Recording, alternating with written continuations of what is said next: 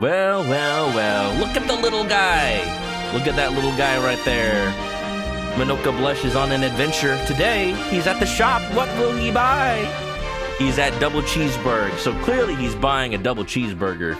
A double chicken cheeseburger. There you go. Wait a minute. That's cannibalism. Yum. Pretty good. Y'all, I almost had a chicken burrito for dinner today, but I instead got a al pastor. That, you know, I just needed something. It's the first burrito of the new year. I gotta make it special, you know. I even added cheese. So welcome to Double Cheeseburger, yo. The town that was founded circa 2025. Surely nothing will go wrong in this nice sleepy hamlet. Hamlet burger, yum. But you know, it's one of the only places left that we have yet to do something with. So I figured it out. Y'all don't gotta worry about a thing. We're ready to freaking go. All right, get your flight ready. We're gonna visit. Yahoo! I don't know why I've been saying yahoo a lot lately. It just makes me think of like Mario games, even though he only says yahoo. The chickens have not forgotten. They are dinosaurs. True. Welcome back, Manok. I trust you had a peaceful respite. I am still wearing the cat suit. The funny thing is, there's better armor now, but like, I get to be a cat. I think only once my character has attained his rite of passage, truly avenged his father, that must be when he must take off the cat suit and be born anew. But cat, right? It's such a conflicting idea. All right, so the big reason why I haven't been able to figure out what we do at Double Cheeseburger is because you have to go at night, and I should know this because playing Dragon Quest 4 and 5, there's a whole bunch of stuff in the game that only happens at night. And I guess I just don't give Dragon Quest 3 enough credit because I didn't think they would have started that mechanic here. Because I don't think... Yeah, I think Dragon Quest 3 was the first Dragon Quest to have a day-night. I don't think Dragon Quest 2 had it. Maybe that's why I don't really expect this kind of stuff. That's really cool, though. It's just one of those things you take for granted in video games, and you're like, wait, this is probably one of the first games to ever do that, period. Isn't that crazy? Alright, what's going on here? I have a feeling there might be some riffraff congregating somewhere. Cat? I'm a kitty cat. I'm a dance, dance, dance, and a dance, dance, dance. Cat? I'm a kitty cat. And a dance, dance, dance, and a dance, dance, dance. Where would they be, though? Maybe hiding somewhere? This is why I didn't find them. I think I did come into this town at night, and I just didn't see anybody. Hello? Magic the Gathering had a day-night mechanic. Oh yeah, I've seen that. How many sets have taken place in Innistrad now, even? I know it was one of them. They had like werewolves and stuff, and that was pretty cool. I thought it was a cool idea, but like, I don't know, I think it's too hard to account for.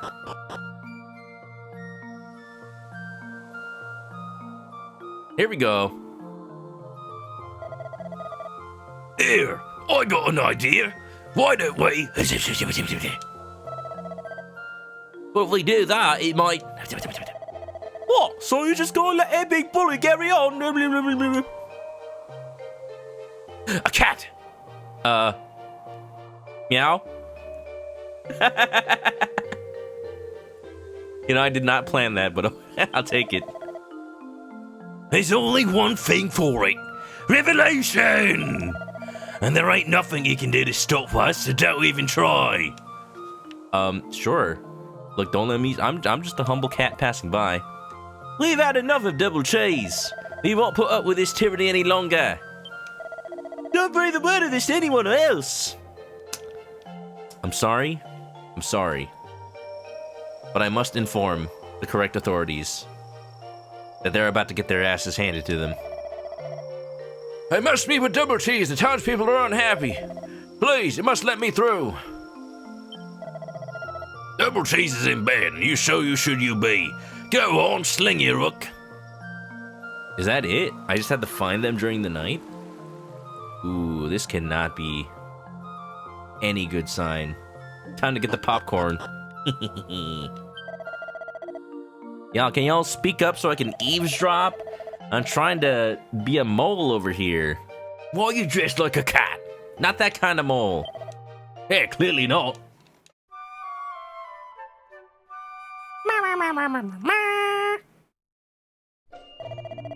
Bruno guy, welcome on in. How's it going? Bruno, this isn't the first time you've been in my chat, right? Or else it would have said first time chatter. Frequent of the delinquent ghost stream, I see. It goes. Welcome on in. And we're questing our dragons. Don't tell DG what my English accent sounds like. It's terrible. There's only one thing for it. Revolution. And there ain't nothing you can do to stop us, so don't even try. I wasn't dreaming of it. Dun dun dun dun dun dun. Lurking since it's midnight. That is what happens when I stream at 8 p.m. California time. But it is my usual time. It's the most convenient for me.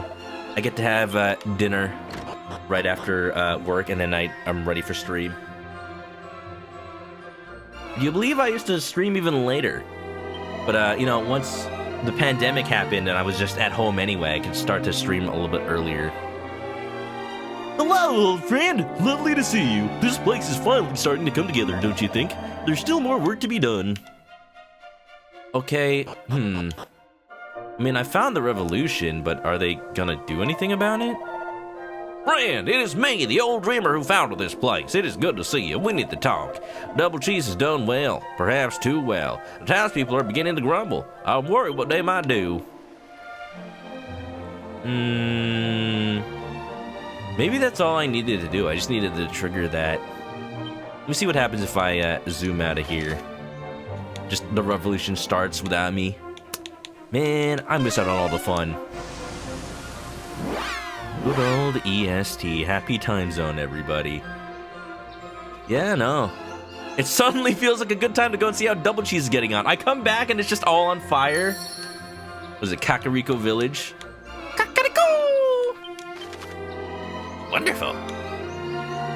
Alright, where's Double Cheeseburg? Now, you would think that Dragon Quest would have a town named Double Cheeseburg on purpose. But believe it or not, that town is only named that because it's named after whatever merchant you used to found the town. And because I knew that this was going to happen, I'm just like, alright, I'm going to name my merchant Double Cheese. Welcome to the People's Republic of Double Cheeseburg, no longer under the dictatorship of the evil Double Cheese. I just missed the entire revolution. I thought I was going to see flames. Is it true that you used to go around with Double Cheese? No, it can't be. You seem far too nice. I am disappointed. Usually, it's one of those things, I don't know how much to expect from Dragon Quest III. On the one hand, it does so much for an NES game. On the other hand, it is an NES game. I can't help but feel that things were better back when Double Cheese was in charge. The grass is always greener, eh? Alright, you think that, ma'am. If you want to be under a dictatorship, then, there are plenty of... There's plenty of opportunities. Oh, I seem to have missed something here. Oh, wasn't it just all nice and tidy just a second ago? Origination, welcome on in. How's it going, sir? Did you finish your snake piece for Year of the Snake? Y'all, Ori, one of the best artists I know. He was drawing a Lamia snake woman for Year of the Snake, and I'm like, that is such a cool idea. I wish I thought of it. Makes me want to draw something snake.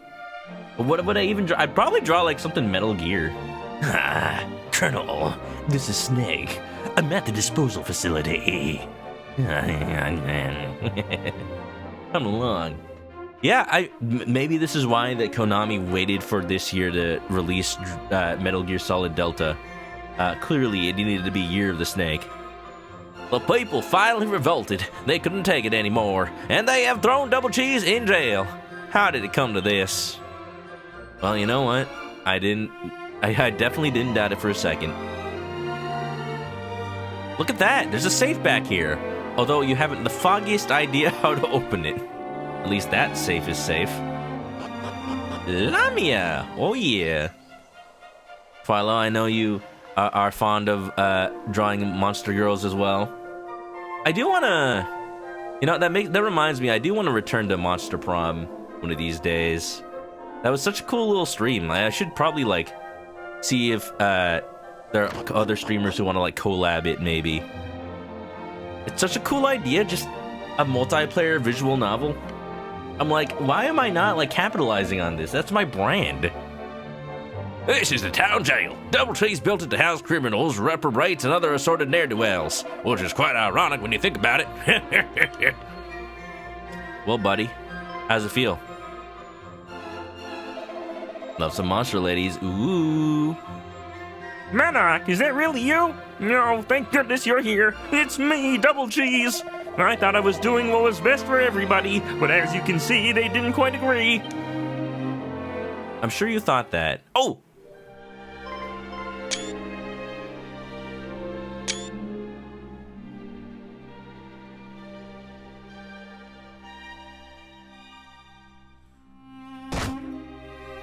Dang.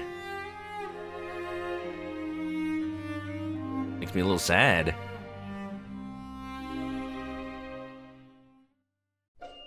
Not the first time that somebody sounding like Kermit betrayed us. Oh, by the way, there's something I want you to have. It's hidden in my safe. I didn't want any of the townspeople to find it. Look behind the I mean the big chair in my mansion. Anyway, here's how you open the safe. I'm going to stay here and try to figure out where it all went wrong. They'll forgive me one day, don't you think? They have to, after all. I've done for them. Come and see me when I'm back on top, won't you? But Double Cheese, how will you ever escape this jail? Oh. Thanks. It's really sweet of you to try and break me out of jail, but I can't go running off. I'm going to stay here and try to figure out where it all went wrong. The world's most honest prisoner. Look at that. Hey, the door's open. You might want to close that. Double Cheese so sad he's become single cheese. Oh no. He's become veggie burger. If double cheeseburger is just 2 patties and single cheeseburger is 1 patty, does that make... Oh, because, you know, I mean, I guess a veggie burger has a veggie patty.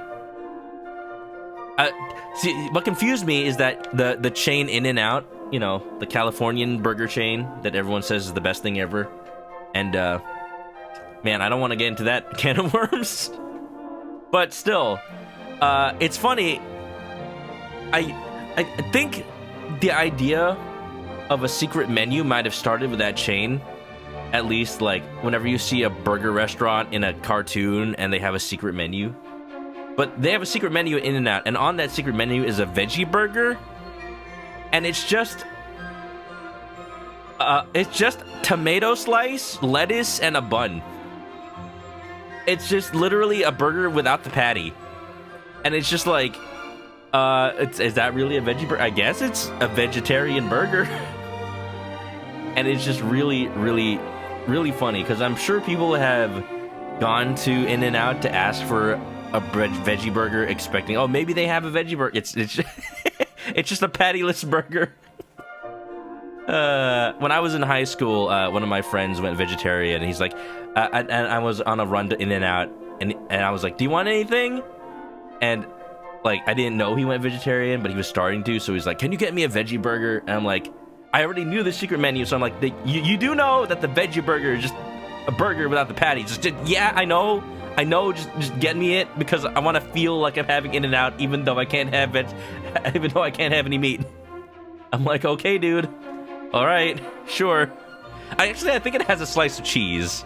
So you get like a grilled cheese sandwich, basically. So that's at least something.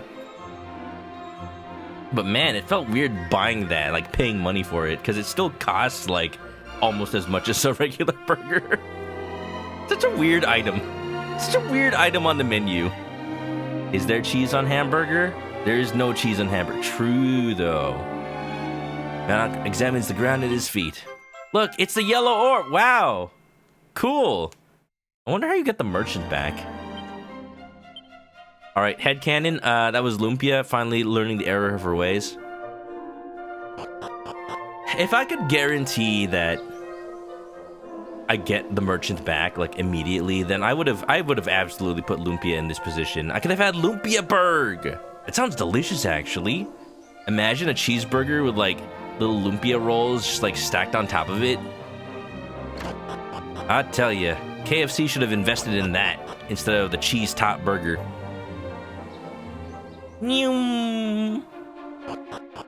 All right.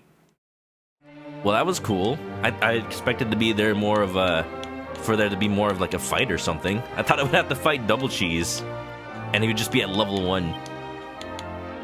With that, we have how many orbs? We have. Can I sort this? We have the yellow, blue, purple, green, and red. We have 5 of the 6 orbs we need. There's only 1 left, and I believe it is over down by Mount Necrogond. Are we ready for this? We might be. You know what? I needed to probably buy some holy water. Let's go do that real quick. A little crispy crunch on a burg. Wow. Speaking of the Philippines, Filipino KFC. Has anybody seen the cheese top burger? Yeah, no, it's kind of exactly what you think, but also not what you'd ever think anybody would make. check it out. Once the image downloads, please don't be a WebP. You better not be a WebP. The 50 peso, that's $1, by the way. I mean, it was only $1. What's wrong with that? The $1 Streetwise Cheese Top Burger. The cheese is on top. It's just on the top. Oh man, KFC Philippines got so much shit for that, and it's like, but it makes sense if you're Filipino. I swear this is a thing we do, not with burgers, but I swear this is a thing that you do in the Philippines with pastries. And the whole idea is it's supposed to be like a Filipino pastry, but also a chicken burger. You can tell it's good because it has good in very small font in the corner. Oh yeah, it does. Good. You've killed me! Good. Squidgy, welcome on in. What are you looking at? You're looking at the Filipino KFC Streetwise Cheese Top Burger. I swear it's a thing. I just wasn't supposed to eat that, well, 1 bite at a time. I see no problem here. If it was real cheese, it would have gone over better. Yeah, I mean, I probably, honestly. But it is a thing they do in the Philippines. There's Filipino pastries. Here's an example. I'm not going to say the name of this pastry, but if you know, you know. But this is just a thing you do. I found that not only the Philippines, but apparently Korea likes to do this. Like, for whatever reason, those 2 specific countries in Asia, like, really took a liking to American cheese. So a lot of times, like, dishes that are usually otherwise traditional will also just have a slice of American cheese on top. How would you hold it? I mean, it's not like the cheese has, like, gone completely gooey. It hardens by the time that it gets served to you. It's still holdable. You can use the Indonesian name, Pudan. There you go. There you go. That's a lot more. That's a lot more of an amicable name. Yeah. So I don't know. When I grew up with this specific pastry, I always had the little American cheese on top of it. I later learned in my life that cheese came in other non-American forms and more cheesy actual cheese forms. But it's a big part of my childhood, so I would have definitely eaten the cheese top burger. Apparently that was like 10 years ago. KFC doing that. I remember when it was a thing. Oh, do you not have holy water here? Dang, my hometown's unholy. Never would have guessed. Never should have come here. Alright, where can I find holy water then? Let's go to Romaria.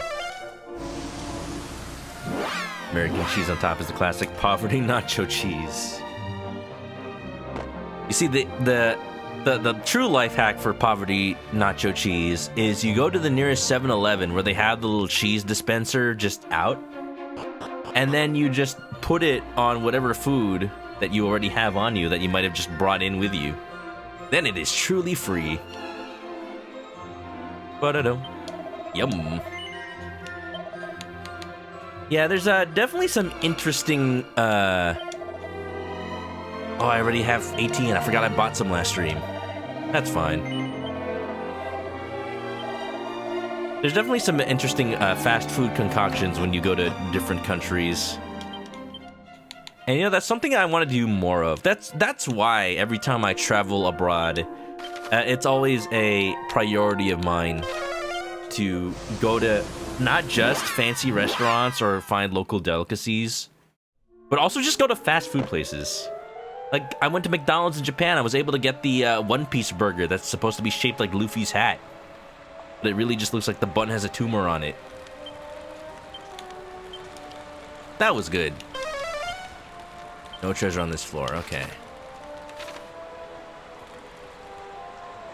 Violet says, your McDonald's has a rye burger, rye bread slices, and burger toppings? Oh, so it's not even like a rye bun, it's just like a rye bread? That's pretty good, it's like a patty melt, huh? I like that. I'd try it. Filipino food is good at combining fancy and affordable. You got that right.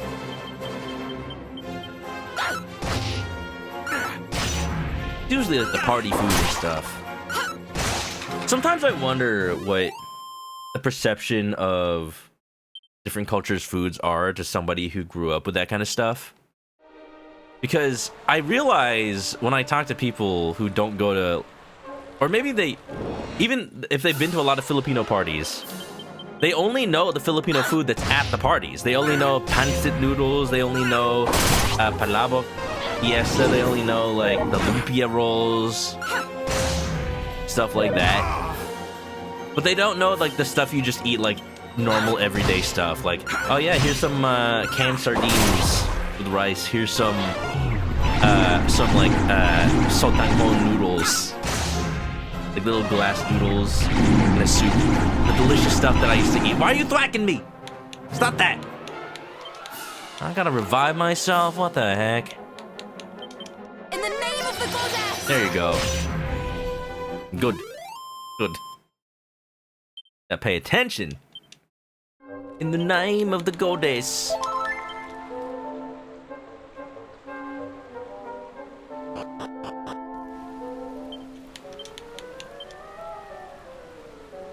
And it's like, I think about all the other different culture foods that I know about, and I'm like, you know what? That probably is the same kind of thing. Like, every time I go to a Chinese restaurant, I know, like, the orange chickens and the Kung Pao chickens, which is, like, in every Chinese restaurant. I even know some of the more, like, esoteric stuff, like, man, I can't even say it because I don't know the name. You can only order it in Chinese. But, you know, different dim sums and whatnot. But those aren't things you eat every day. Those aren't things you eat, like, at home. If you live in a household that does Chinese cooking, you know? So I wonder, like, what true home cooking style restaurants of every culture would look like. I kind of want to put that together. I want that to be, like, a thing, some kind of reference book. I don't know. There is a monster somewhere in this dungeon to be wrangled. Okay. And there's one treasure on this level. Yeah, I will say I did not get to grind off stream here. I will use a holy water, by the way, though.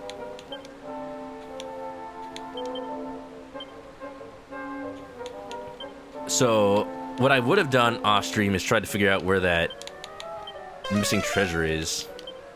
Like, it's on this floor, but where?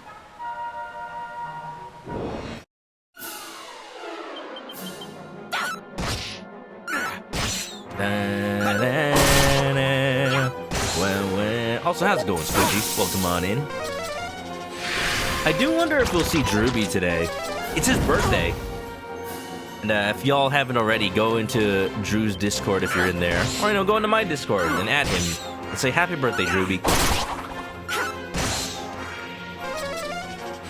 Every year, I always am surprised how many people have January birthdays. Like, you expect, like, a lot of fall birthdays. Because, fall is around 9 months after February. Or, like, around 9 months after New Year's. Stuff like that.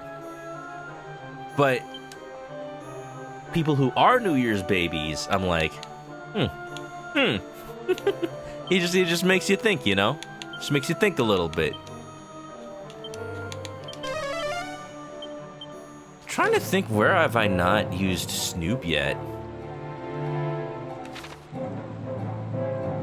Maybe that area in the middle, because I think I bypassed that the first time. Is that a liquid metal slime right there? Let's go get him. Never mind. Spring starting? I guess so. January's a good birthday month. Get it out of the way right at the start. Let's go. As long as you're not one of those unfortunate people who had their birthday like right around Christmas. Like you see those jokes of like the three wise men giving the presents to baby Jesus, and it's like, to be clear, this is for your birthday and for Christmas. Well, yes it is. When I was in college, my first year, my roommate's birthday was on Christmas, and I had never known anybody whose birthday was Christmas before then. So I thought it was like, oh, that must be so cool. That means you get like double the presents all at once. And he was like, no, you do not. You absolutely do not. Quite the opposite, actually. And I was like, oh, I'm so sorry. I didn't realize. Oh, I feel bad. In that situation, your family makes up excuses being like, yeah, this is for Christmas and your birthday. And it's like, it's so unfortunate because it's not like it's ever gonna not be on the same day. You think there are people out there who just like decide to celebrate their birthday in a different month? Like I suddenly want to celebrate my birthday the Korean way. I only age every New Year. Something like that. Well, happy birthday. Whichever month it may be. So many of your friends' birthdays first week of December. Yeah. There you go.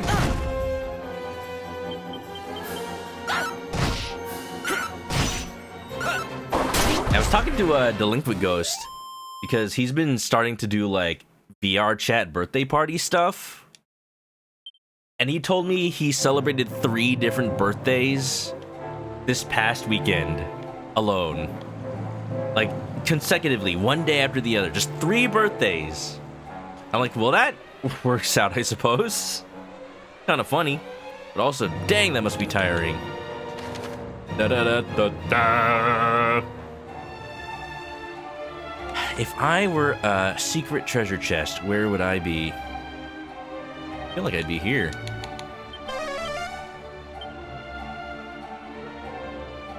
Ah, I see. Anniversary. That's a good name for it. Well, I need to... I'll definitely make a note of that, Belle. Do that. Holy water. Caitlin says, your 2 friends' birthday all fall within a month of each other. Get a dinner meal together, celebrate. Ah, that's really nice. It's kind of cool that, and that definitely probably saves a lot of money. It's like, ah, yes, if we all pay for our own meals, it's like we paid for each other's meals. Maybe.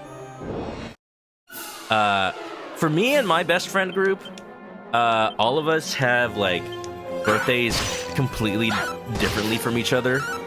I have the fall birthday. One of my friends has the spring birthday around March. And another one of my friends has the summer birthday. So, it's like, yeah, no. Like, all around the year, we're all like dedicating ourselves. We each get one season. And then Christmas is the winter time is when we celebrate Christmas for everybody, which we have not done yet, unfortunately. I was definitely very busy this holiday season, and as were my friends. So I think this weekend we're probably going to meet up for the first time this entire year, because I have been busy every week until now. No joke. Okay, I'm going to make one more effort to find this missing treasure, and I'm probably just gonna go through the rest of the dungeon at this point. Where would it have been? It's not all the way on the left top corner, is it? Have I checked that yet? Heck it, I'll check it off stream. I'm not gonna go. It's so far.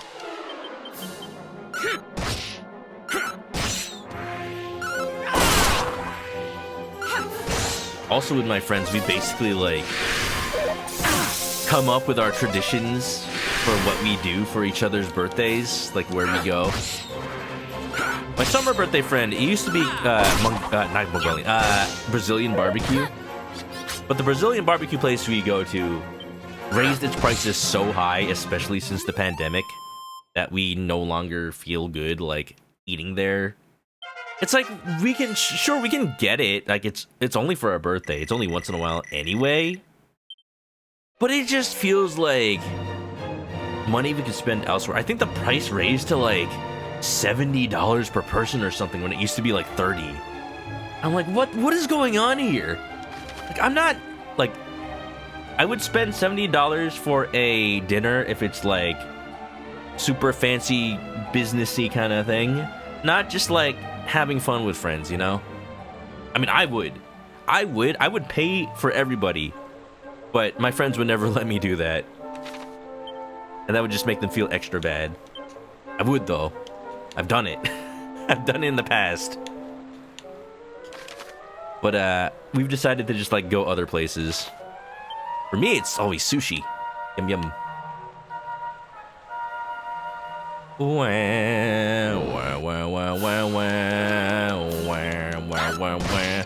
Holy water's not doing much right now. But, yeah. Not much else to say about my weekend. I was able to head to Book Off over in Torrance, because that's kind of close by LAX. I don't usually get to go that often, unless I'm making, like, actual effort for it. I'm like, hey, I'm already around there. I might as well check it out. I had the idea to buy a issue of Koro Koro, because I heard that the January issue had a exclusive Beyblade. And I go to I go to Book Off, and I look at the Koro Koros, and I'm like, how come this doesn't have a Beyblade? And it takes me a second before I realize, oh, that Beyblade comes in the January 2024 issue. And I've seen it say the January 2024 issue. So I was like, oh yeah, I'll get it. That's this month. And I forgot it's 2025. I completely forgot it is an entire year from when that came out. Oops. I'm a fool. I'm gonna have to go buy it on eBay or something now. I just like was sitting there like after having driven that way, and I'm like, oh. And that was the only thing I needed, so you know, I did a quick browse around, but it's all the other stuff that's usually at Book Off anyway. Not that I'm not ever excited to be at a Book Off, I just didn't want to spend too much time that day. Time is fake. It is, though. Doing Kura Sushi? Heck yeah, Caitlin. Oh, liquid slimes. Yes, yes, yes. One stayed. I don't think any of my party members are able to use the poison needle. Oh, dang it. Let me see. I definitely need to have that on hand if I want to fight some metal slimes. Anybody? Nobody? Cool. Alright. Lumpia, please. You don't just forget how to use a needle just because you're a different job.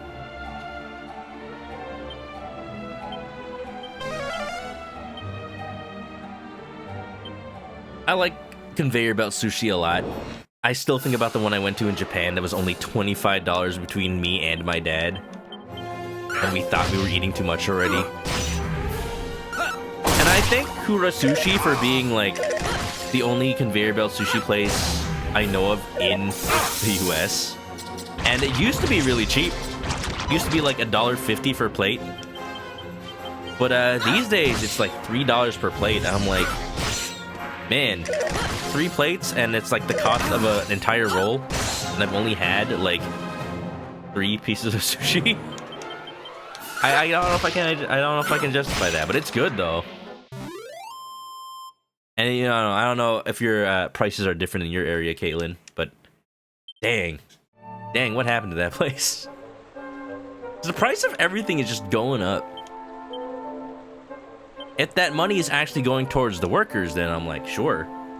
But I feel like it's not, and I feel very sad when I think about that. Korean barbecue's your go-to dinner? Hell yeah. I haven't gone to Korean barbecue in a while, honestly. Definitely gotta make a thing of it. Although that does remind me, I was trying to think like, where do we? My friend whose birthday we usually go to Brazilian barbecue. Like, where do we go now? I forget. Korean barbecue. That was the answer. I'm thwacking. Stop, eh?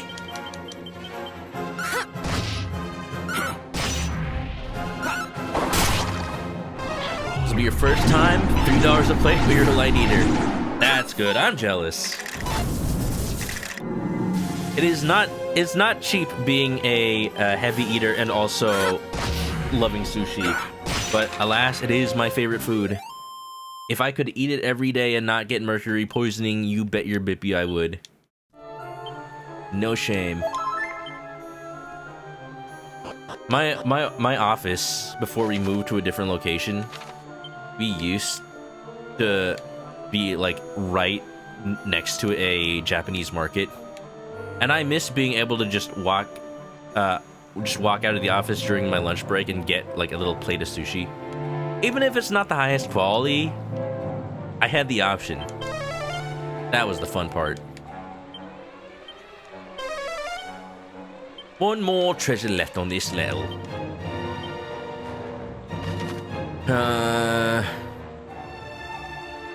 Okay, yeah, I remember now.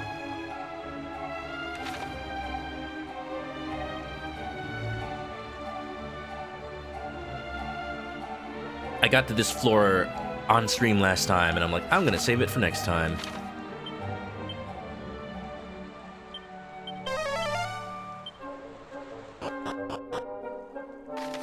Kinda wish Snoop worked like the item finder in Pokemon, where it does like a beep, beep, beep, telling you how close it is. Here it just tells you whether or not it's on screen.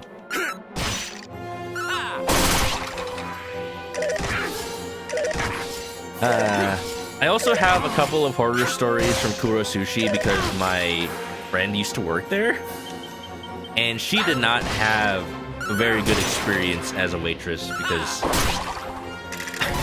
it wasn't even the people so much as like it was the customers, but like not like the usual kind of working restaurant horror stories as a server. But like the fact that you order on a little tablet, it's really nice for introverts to go to Kura because you can order all your sushi on a little tablet and you don't have to talk to anybody, and it'll just come on the conveyor belt.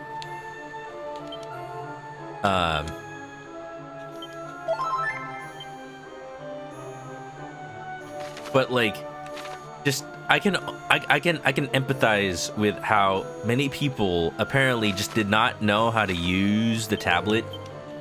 Did not know how to use a touchscreen effectively. Just like teaching your grandma how to do her taxes on an iPad. It's just like, it just doesn't work. It's just never gonna happen. But instead of taxes, it's tuna. You know? Ooh. But I do want to go I do want to see if there's another conveyor belt sushi place around that's maybe cheaper. Or I guess I could go to Kura again. Just dang. Hope you enjoy it though. Definitely have an advantage over me.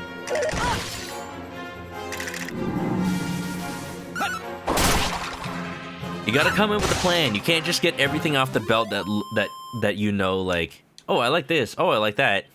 Because then, like, the real good stuff comes out and you'll already be full. So you gotta come in with a plan. Do. It's an angel bell. Wow. An angel Beelzebub? Maybe.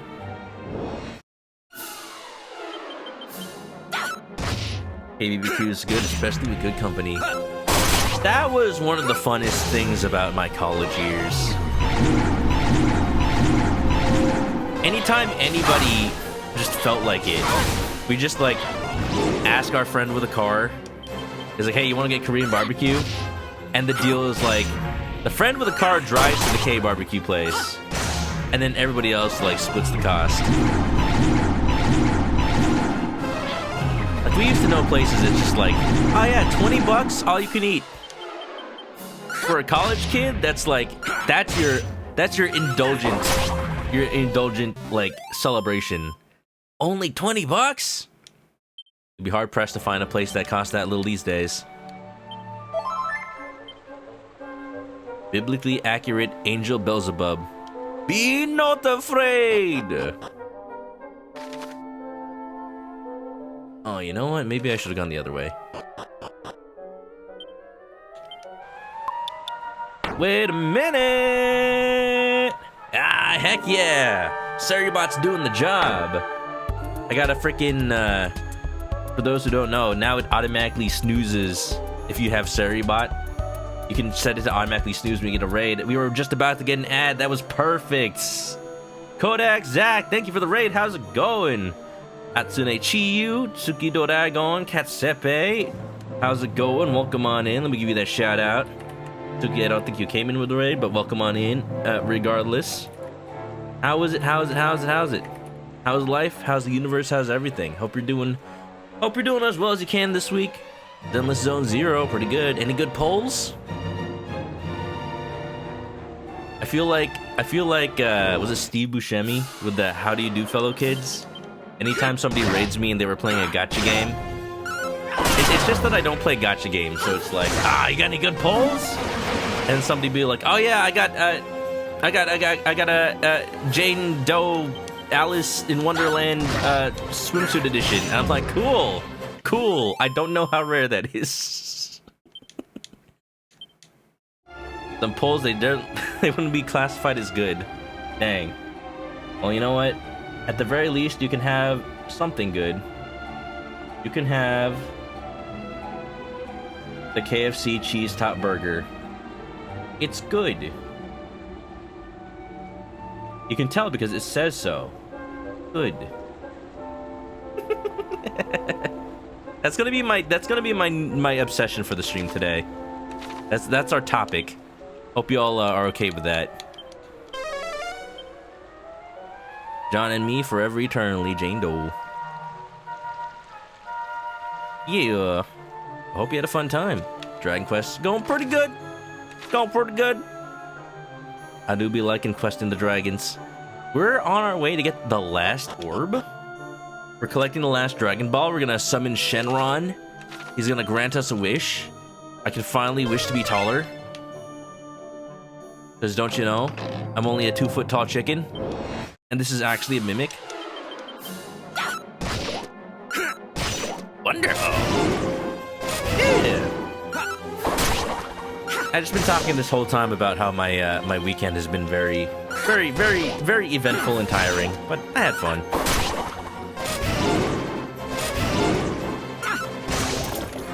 I don't know what song that is. I'm not very musically inclined, Belle.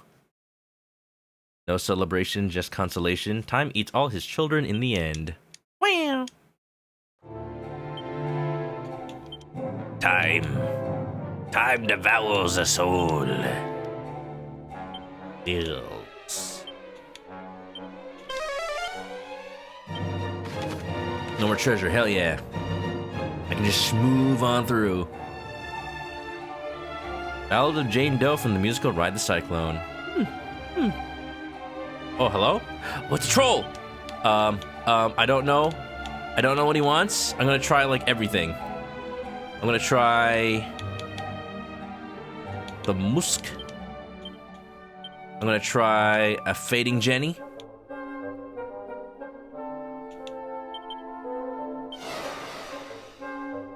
There's no way he'll see me coming. Ah, who are you? Calms down with a soothing voice. Okay, bye. Trevor. Trevor the troll. Trevor Belmont, eh? Oh, I see.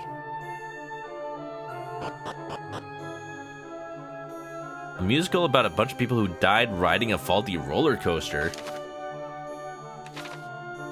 Seems like it wouldn't be a very long musical, but who knows? That's crazy. Is this just an infinite path? I could swear this is exactly the same path I just traversed. Ooh, there's a bag? Owl brother! Brother! Is that your cheery mode? That is really schmoovin'. Look at that. Ah, that's cool. Why get me one of those? How's it going? How's life? You having a good time, Mr. Owl? Mr. Owl, how many licks does it take to get to the center of a Tootsie Pop? Stop me if you heard that one before. Brother! No, brother. If I loop back around one more time, I'm gonna just leave. Cool. I'm sure glad that was a path.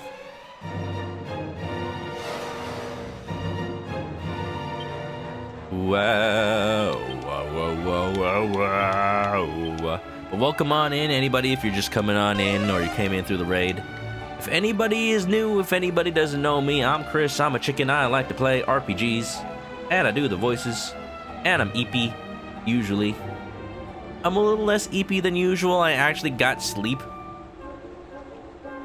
For once. I was telling everybody I did not stream on Monday because I knew I was going to be tired after waking up at 6 a.m.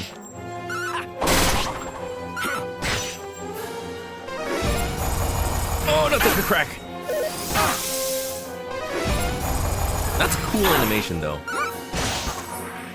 There you go.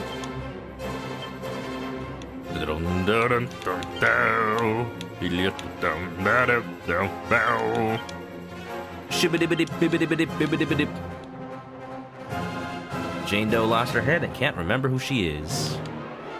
So does it like... Is it like a musical about like their ghosts? Or like as they're in the process of dying?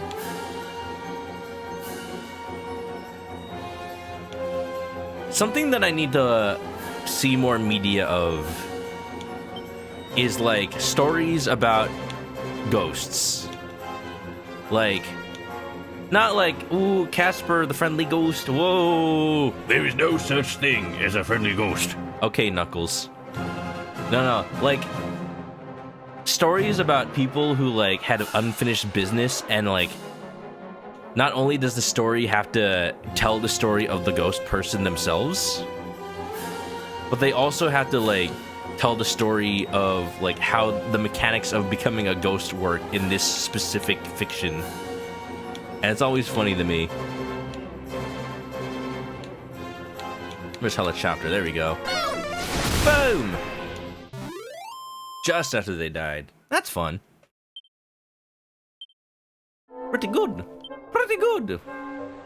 Yeah. Image of a chicken with 5-foot legs. Come to mind. Oh no. KFC's gonna be after me for my meat. No thanks. I know what they really want. I won't give it to them.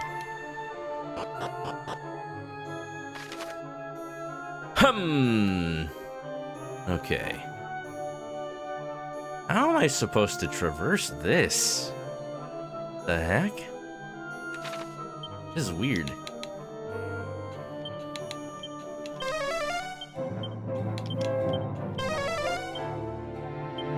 It doesn't look like this area is actually connected. What happens if I go to the right?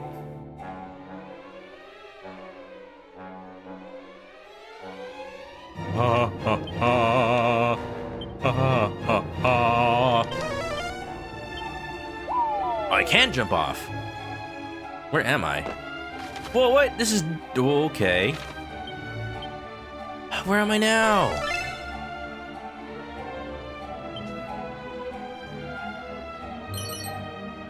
Mini medal. 2 treasures left.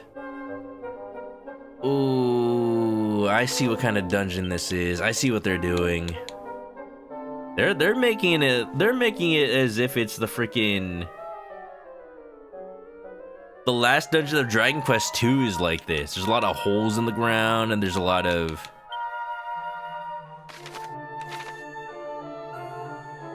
it's like navigating. Oh, we're gonna be here a while, chat.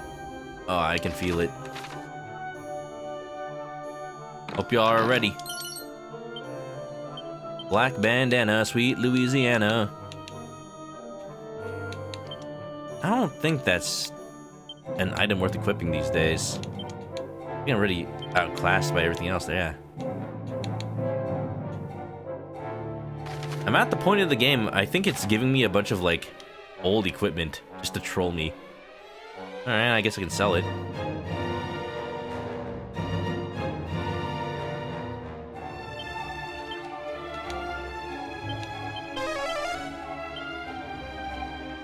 Big part of Geist is delving into the underworld to find ghosts who have been forgotten. They're called Orpheans. Ooh, that's fancy. Assassin's Dagger. Remember, you can't spell assassin without 2 S.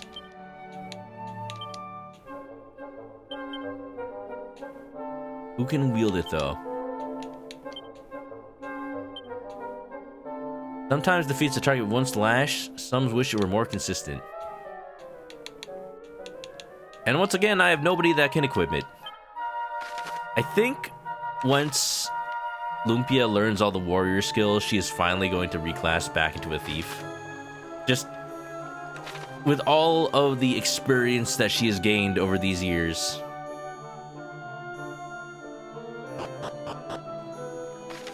Where am I now? Woo, I'm here. I'm here, reaching far into these new frontiers. I'm just thinking, like, I saw this YouTube short. Mithril Helm, ooh. No, you can't be better. You can't be better than Ortega's Helm. That's not allowed. Might be the only person that can equip it, though. Oh, no, Lumpia can't do it. You can have it. I'm gonna stick with the one my dear old dad gave me. Woo! I'm missing a treasure on this floor, right?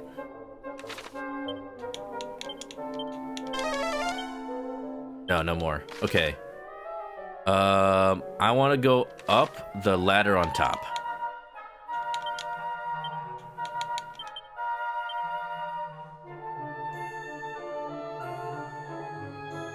I saw this YouTube short where, like, there's this lady running a hotel desk. And then, like, there are 2 guests who, come in for a room. And she's like, oh, how long do you guys think you're staying? And then the guy at the front with the luggage is just like, guys, I'm the only one here. And then the other guy in the back is like, you can see me? And then it turns out he's a ghost. And there's like a whole bunch of other ghosts. I don't know if it's from a TV show or a movie. I'm not cultured. I'm sure it's from a movie that just everyone knows already or something.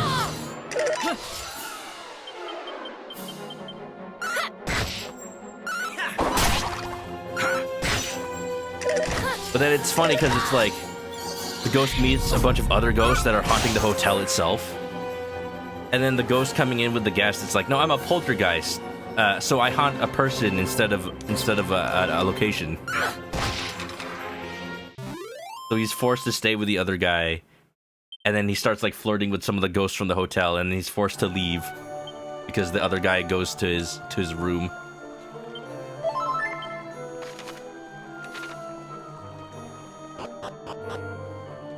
Realizing these streams won't exactly spoil you because you won't play this game for at least 4 months. Yeah, and it's not like I'm doing anything story-based right now anyway, right? I'm just in a dungeon. Pretty normal. Pretty standard. You know. Oh, you know. Is that from the TV show where one person can see ghosts after a near-death experience? Probably. I don't know if that was like the premise of the entire show. I just knew from that one clip.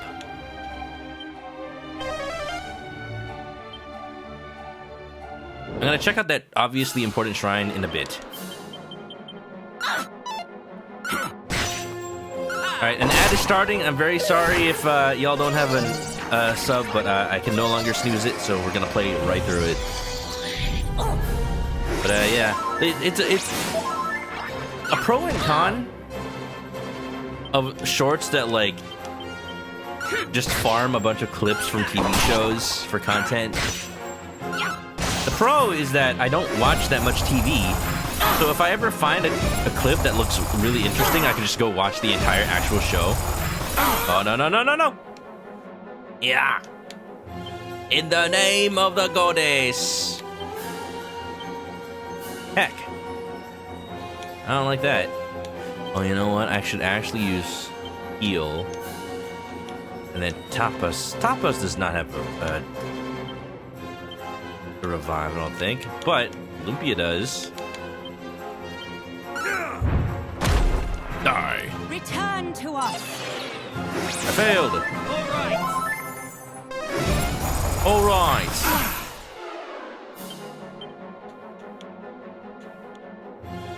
Zero, welcome on in. How you doing?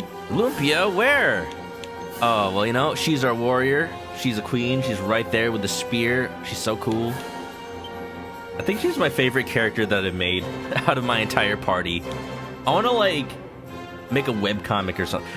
When I started this playthrough, I thought of, like, making a webcomic to go along with it out of, like, the experiences I have in the game. You know, like people did back in the day with, like, 8-bit theater and stuff. I miss that era of the internet where you could just make an entire website for a single webcomic and it would just get a view every day. And it would get popular. Now it's just like, if you want to make that content, you have to post it on social media and it gets buried under everything else. Like, what's the point at that point, you know? In the name of the goddess! Ugh. Non-story dungeons, you love to hear it. Is Lumpia going to reclass?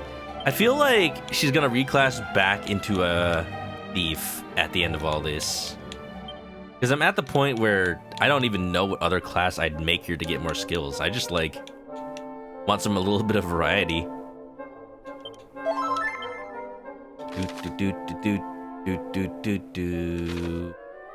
I'm afraid that the last treasure I'm looking for is probably in the, like, the top left corner, which I didn't get a chance to check out yet.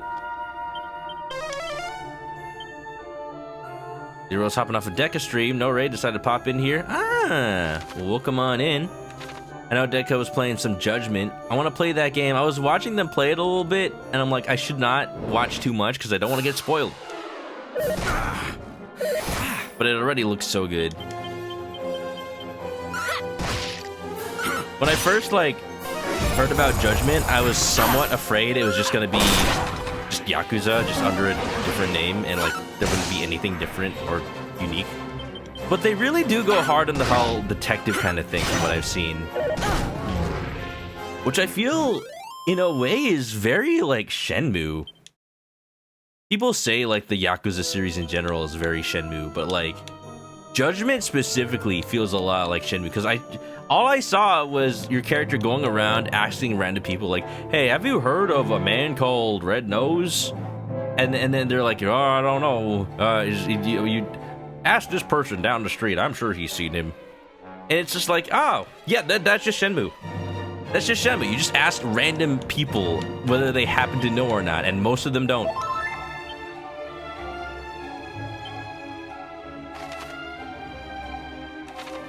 Alright, how am I gonna do this? Let me check these stairs real quick.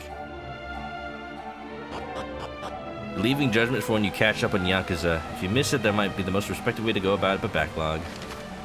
Oh my god, what is this dungeon? It's so big!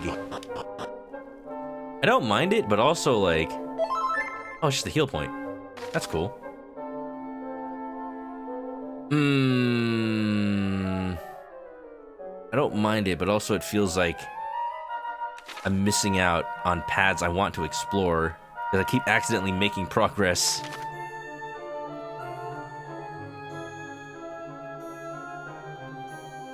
Whatever item's in the top left corner, I will make one attempt to go get it.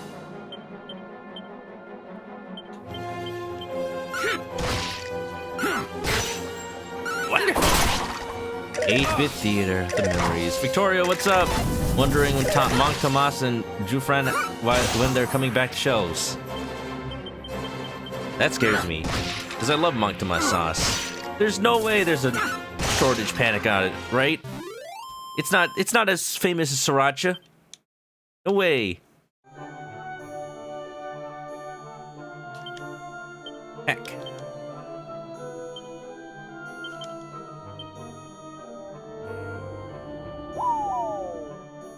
Dun, dun, dun, dun, na, na, na. I'm gonna try to go down that hole down there. I haven't done that yet. But I think I know what I'm supposed to do to actually make progress in this dungeon. Where the hell? Oh, it's back on level 1. Okay. Okay, cool. Which, there's treasure on this floor that I haven't even seen yet either. Yeah, when I first started playing this game, I wanted to make a webcomic about how, like... it's been a while since I've said the backstory of this.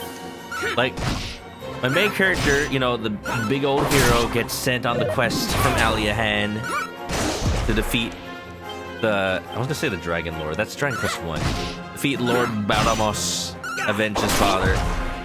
And then Lumpia the Thief comes up trying to rob him, like, oh yeah, the king always sends out a whole bunch of mooks. He's nothing special. They probably gave him, like, 1 billion gold to start his journey. I'll just steal it. And then it just like, oh, you only have 50 G? Wow, you need this money more than I do. You know what? I'm gonna travel with you, kid. Someone could learn you a thing or two on how to adventure. She joins me because I'm just such an innocent little face. I'm a little kitty cat. And I just serve as a distraction while she robs everybody blind around me.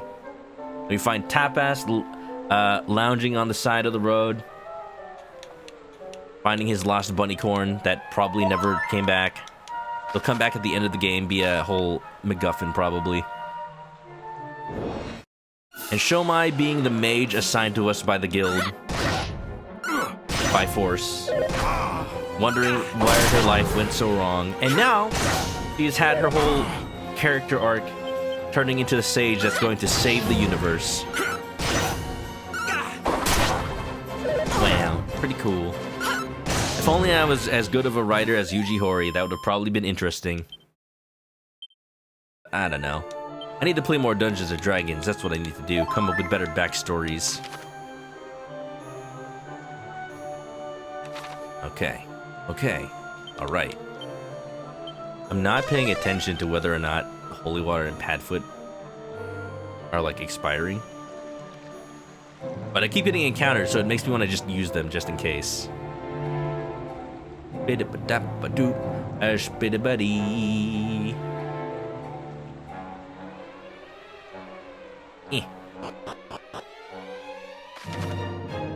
Alright, top left corner, here I come. There's gotta be something up here.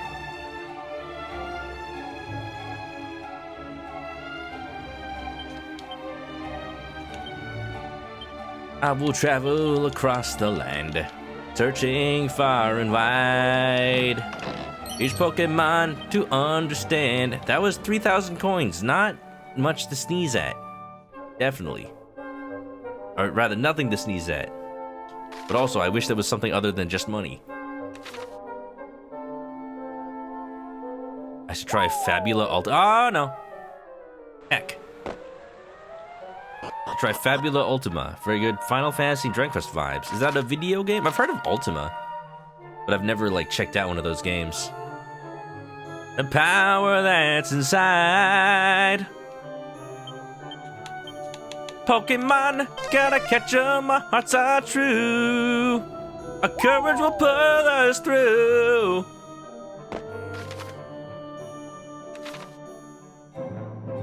Tabletop. Oh, I see. Okay.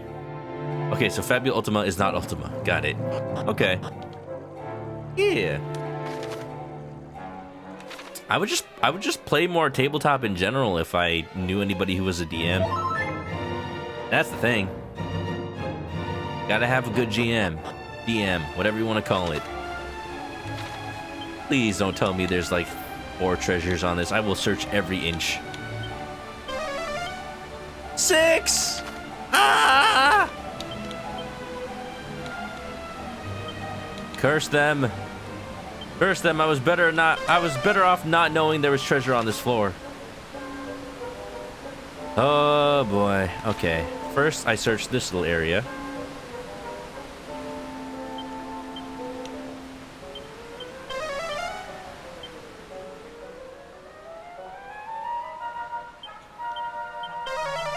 How is there nothing here? I swear.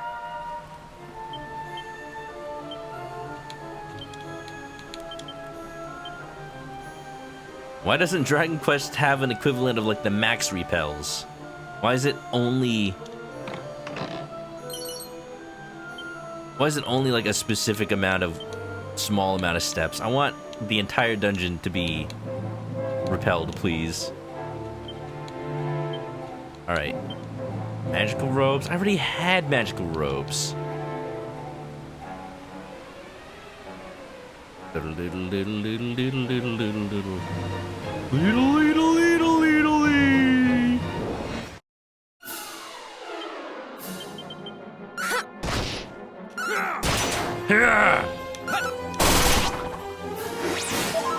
no, you don't. Stop it.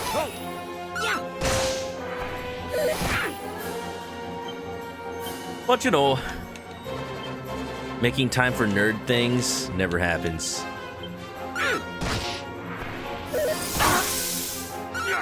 Chili breath. Chili. I mentioned at the beginning of the stream, I went for a burrito for dinner today. I haven't gone to the taco stand near my apartment in a while. Not since last year. So I thought, hey, you know what? It's been a good almost 3 weeks of being healthy. Time to treat myself to a proper burrito. Got the al pastor. Delicious.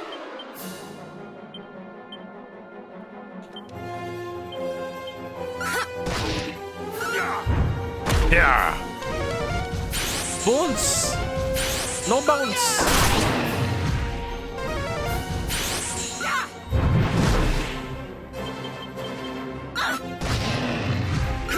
Randomly check your team's messages to know we're gonna suck tomorrow. Ah, I'm sorry, Victorio.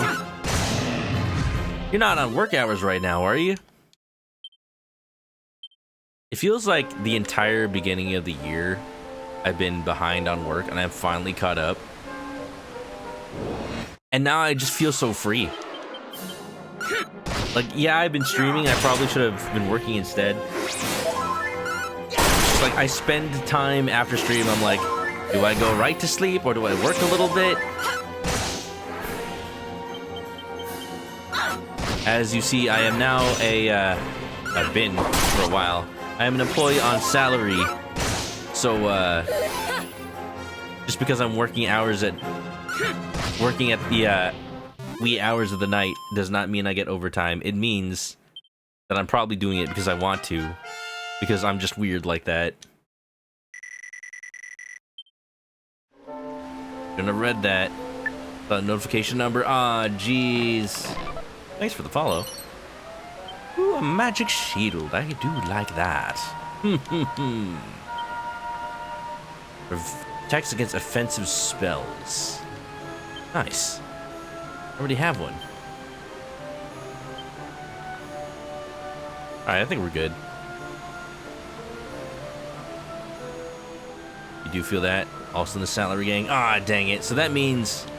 That also means it's like... You're technically always on the clock. Not always, but... That's how it is, huh? Man. Now that I'm a manager, it's like... I talk to my reports, and they're like, ooh, when do I get to be a senior programmer? And I'm just like, when you feel enough responsibility that you are okay with not getting your free overtime, not free, but like overtime hours. I keep telling them, take advantage of it, because I did not take enough advantage of it when I was hourly. That's for sure. Get that little extra pay. Do it. California has laws for that. You'll get paid better. Like, log your hours if you're working extra.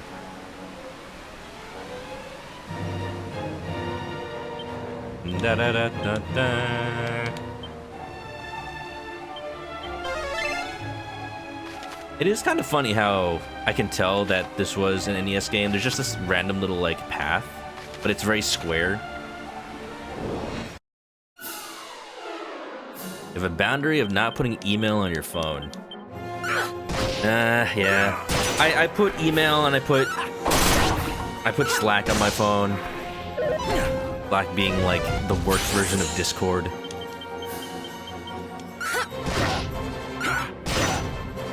In that case, it's more like sometimes you just need to know. But I do have a boundary of I am not going to answer it unless it's super urgent. If I'm off hours, like if it's my lunch break and somebody asks me a question, that's not getting answered until 1 o'clock. If somebody asks me a question at like 7 p.m., I'm like, sorry, no, stream starting. I'll answer in the morning. That's my hard rule. Unless it's an emergency, of course.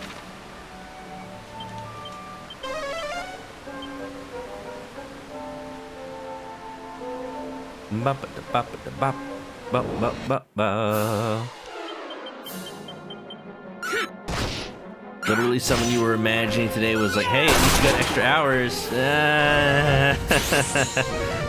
Nah. Oh, salaries.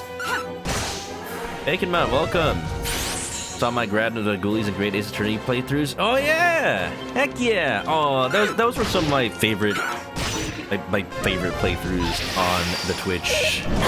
Love my avatar and voice. Yeah! Well, thank you for coming on by. I love when people like come in from the YouTube. It's mostly a video archive, but it does bring in some nice people. Welcome on in, Bacon Mutt. Nice to meet you. And yeah, definitely in North Carolina. It's EST over there. It's getting pretty late. Get some sleep if you need it. That's the other reason I do YouTube. It's like sometimes there are people who would never be able to watch my stream otherwise. Affinity Chris, thank you for the raid. How's it going? Did someone give Affinity Chris a shout out? I am not doing a lot of damage here. Oh boy. Okay, here's what we're gonna do. We're gonna revive. How you going, mate? Chris rating Chris. Whoa. You could say there was affinity for the Chris's. Hope you're doing good. Are you doing a new Chrono stream, or maybe working on one that I know of? Did you finish the Ratchet and Clank one yet? Just hope you're having a good time. In the name of the goddess.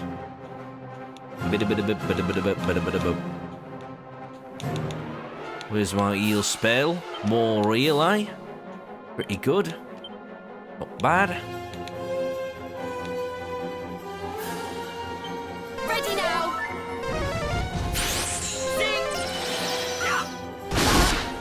Yeah. Fallout on Mondays. Ooh, pretty good. Are you gonna count like every game, like even that mobile game that came out? That'd be interesting. I have a friend who really loves Fallout. Been thinking of starting Fallout 76 with him, but then I'd have to play Fallout 76 is the problem.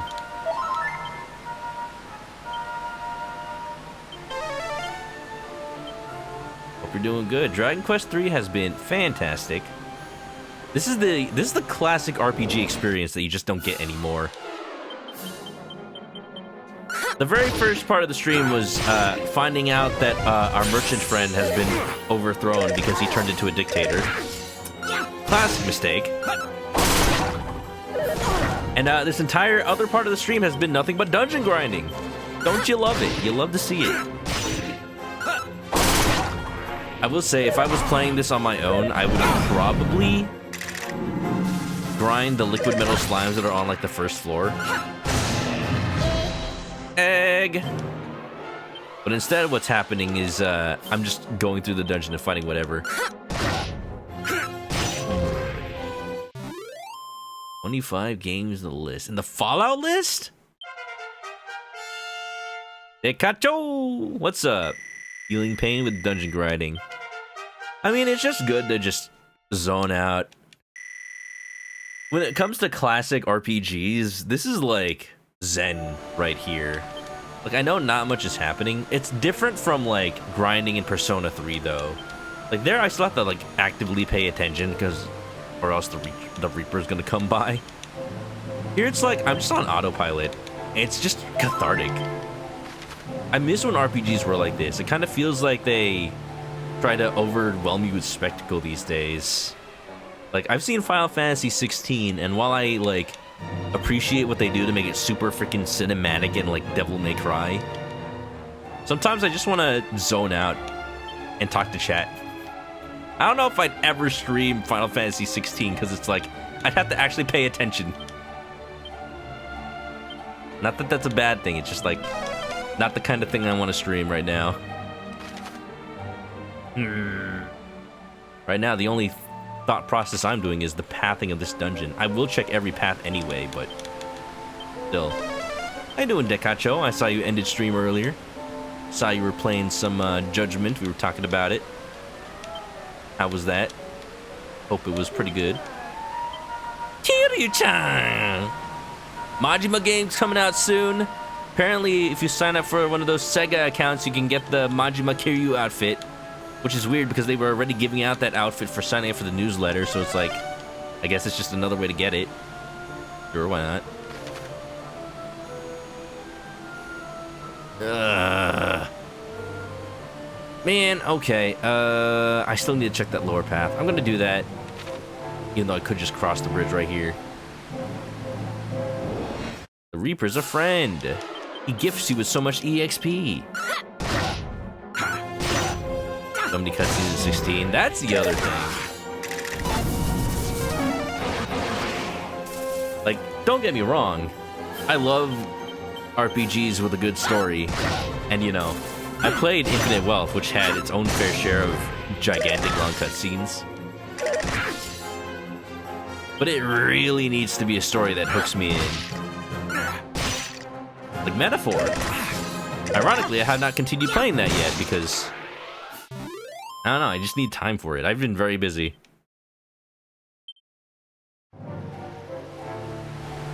Needed FF16 to clear some PS5 room for Like a Dragon Gaiden. Ooh. You know what? Worth it. I believe. I believe it.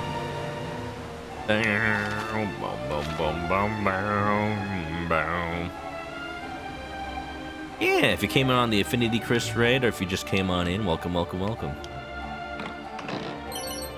Just talking about my weekend. I took my parents to the airport. They flew to the Philippines. They're in there right now. My dad signed up for a Twitch account. He joined the stream for a little bit. You know how it is. I knew that day would come eventually because I never hid my stream from my parents. But I just never thought they'd actually bother to... I never thought they'd actually bother to sign up and watch. So, you know, be on your best behavior, y'all. My dad could pop in at any time. I feel like Drewby. I feel like Drewby because his mom just shows up to stream every now and then, and his chat is usually doing something like degenerate-ass shit. I'm like, what? Man, his mom really trusts him. Wow. What am I doing here? What am I doing? I need to snoop. Doggy dog. Mr. Adobo is here, right?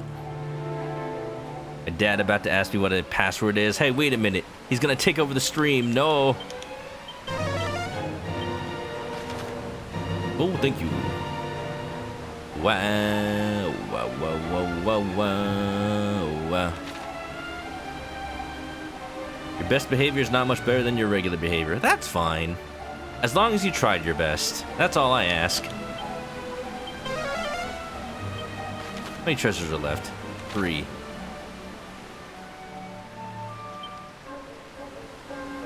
We're always on our best behavior. Absolutely.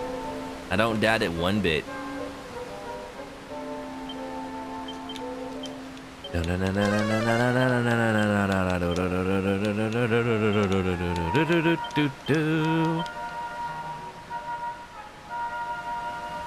Yeah.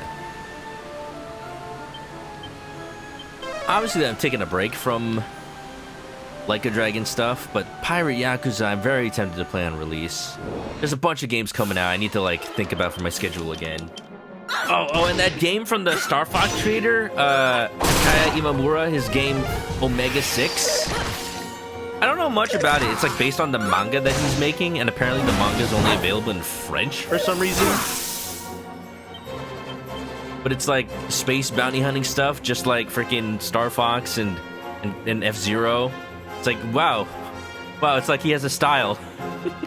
Hey, you know, write what you know, I guess. That's pretty based. I do say so myself. Ready now. Ready now. So glad you were able to tell Drew how he rated me when he reached that 1 in Persona 3. I don't know how Drew does it. He has a penchant for rating at the most spoilery at moments. And I'm just like, you cannot watch this. Please, you need to leave right now. I am sorry. It is for your own good, sir.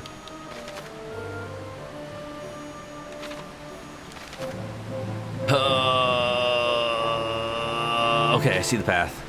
The correct path is to the right now. That means I need to check this upper path first.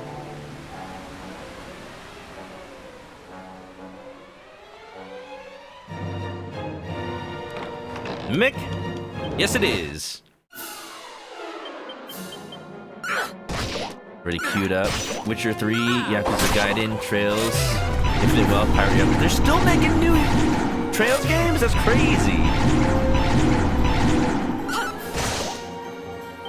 I am deathly afraid of the day the Mimic just thwacks everybody and kills everybody. But there's nothing much I can do about that, so I just have to weather it.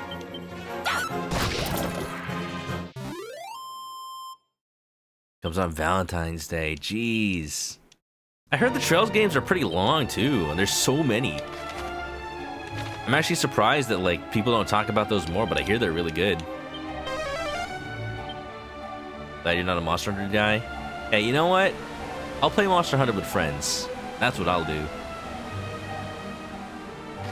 I don't put as much effort into playing it on my own, but I will definitely play it with friends. But yeah, Omega 6, that's gonna be pretty good. They just came out with the limited editions of those games, and it is, disclaimer, being handled by Limited Run Games. I know a lot of people have opinions about that company. And I'm like, you know what, as long as I get the game, fine by me. Just unfortunate that it could have been like a proper release. Apparently though, like it's not a numbered Limited Runs Games release. So there is the possibility that it just comes out as a real published game later. We'll have to see.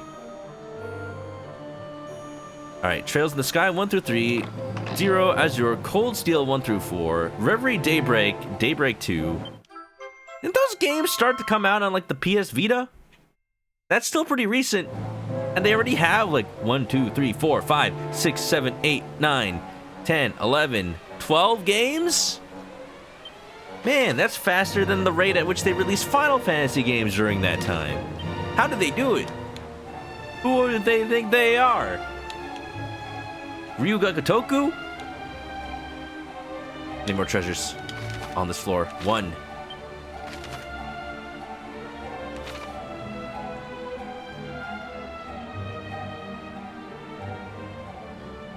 Beat World, maxed out most of the Kinsacks. I've mentioned this before. I wished I could get into Monster Hunter World, but just because I specifically only play Monster Hunter when it's with friends, and they had this so much focus on playing it single player. Like, yeah, all you had to do was reach the cutscenes once, and then you can play with friends. But it's like, I just wanted to play with friends from the beginning. Come on. That's what Monster Hunter's about, and I can't do that. Blade, nice fourth. Welcome on in.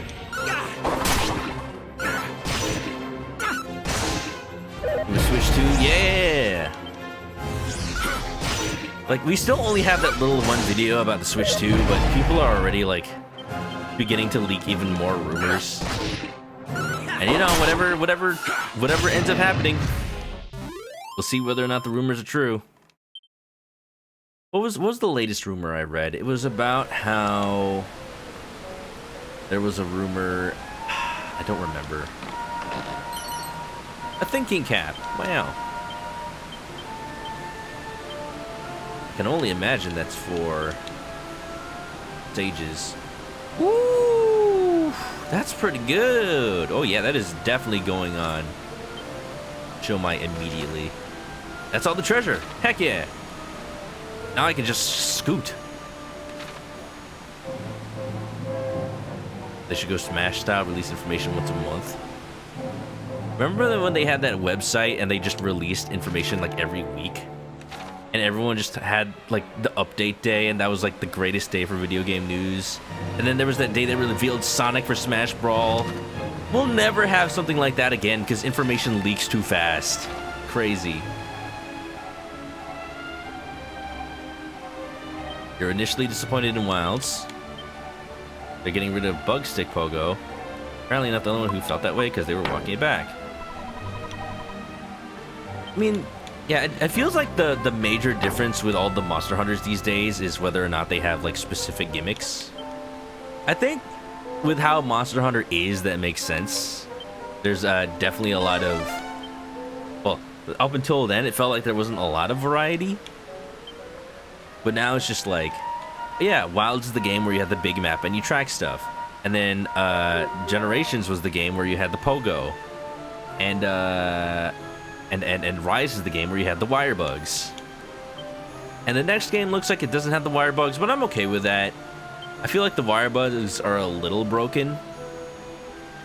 But they are a really nice mechanic, though. I can see why they would change it, but I wonder what they'll replace it with. Or I could be wrong, I don't know. I haven't really seen that much of the gameplay for the next Monster Hunter yet.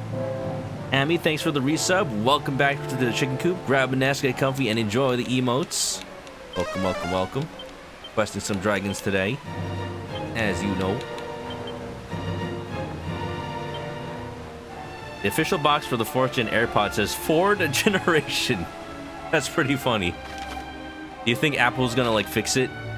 And if so, do you think like the boxes out right now are going to like skyrocket in price? It's like original printing with typo, 4th Generation. Sounds like a new Ford vehicle. The all-new 4th Generation. The brand new car. Available only at the Apple Store. They like the bugs. Bugs are pretty cool. Save the boxes and sell them. There you go. Favorite monster is Celtis Queen. My favorite monster is the Zinogre. I feel a little basic saying that because I think a lot of people favorite monster is the Zinogre, but it's so cool. It's a big old lightning dog. I think that's pretty cool.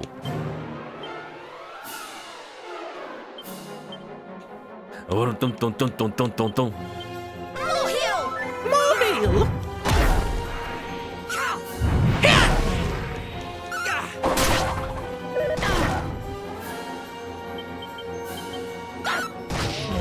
Zinogre's a solid choice. That's Brad's favorite too. Birds of a feather. They had those little like plastic Monster Hunter figures, and I got the Zinogre one, and it comes with a little like plastic rubbery like lightning effect, but it just kind of just looks like it's covered in a net of blue jelly. It's really cool. I keep wanting to get a Zinogre plush, but every time I see anywhere selling the Capcom Monster Hunter plushes, I never see the Zinogre. Probably because it's popular. Even when I went to the Capcom store in Japan. Such a shame. I saw the Kezu though, of course. Kezu, such an iconic design. The big old slimy worm dragon. Basically a worm. A worm as in dragon, but also a worm as in an earthworm. Oh no. It's a leech, there you go. That's true. Oh, I love this, look at this, so cool. Is this the thumbnail for my stream? Maybe. I accidentally opened OneDrive. Shut up, Microsoft. No treasures on this floor, right? Alright. Are we doing it? Ooh. Can I zoom here now? Wait, how do I cross this moat?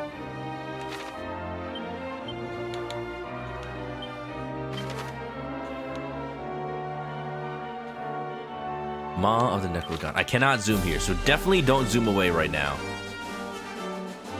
What do I do? Oh, there's a little house here.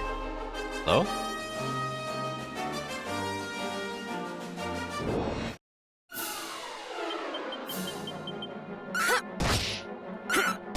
Got bitten by a leech once. How did you get rid of it?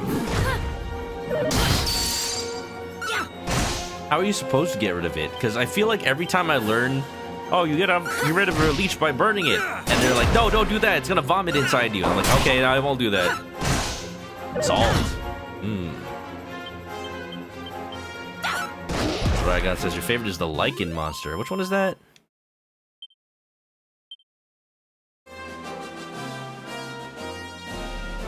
Wow, wow, wow, wow, wow, wow, wow, wow.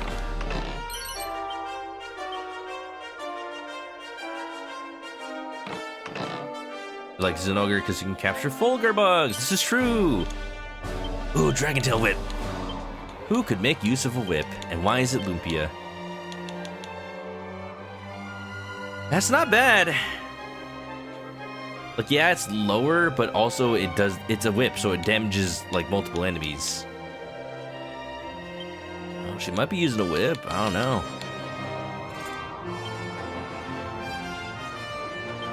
Anything else here?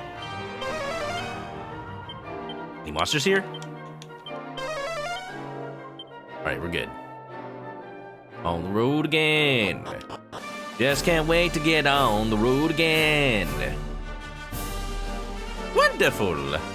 Woohoo! Necrogon Shrine. Who are you? Tell me, have you ever heard of these spots that are home to more slimes than one could count? Normally, I would shirk from visiting anywhere home to a multitude of monsters, but slimes do not scare me.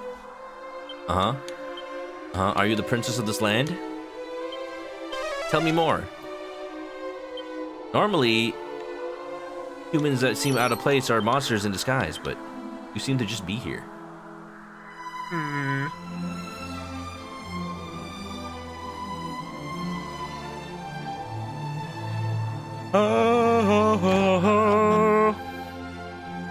Who are you?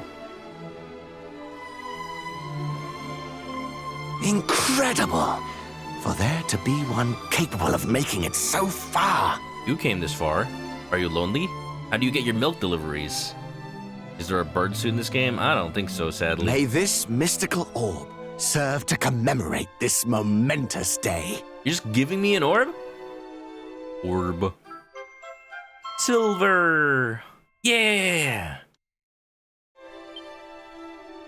Surely one such as you will be able to deliver us from the menace of the Archfiend. Herb.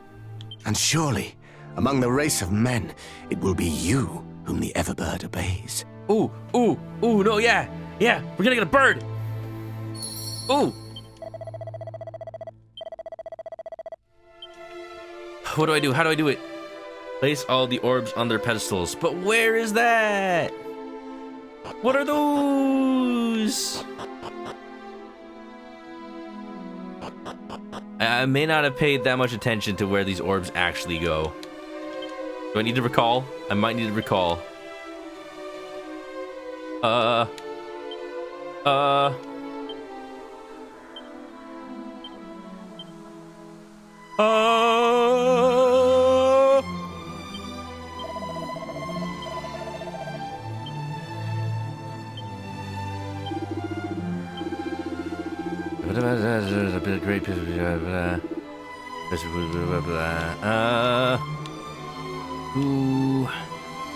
Who actually tells me what I'm supposed to be doing here?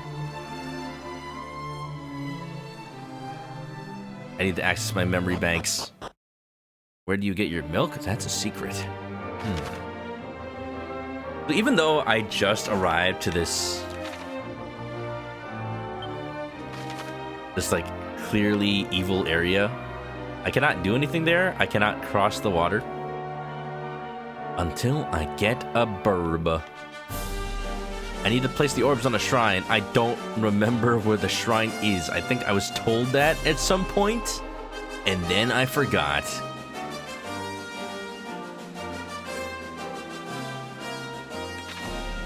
All right, Cortana, tell me where the Master Chief gets his milk.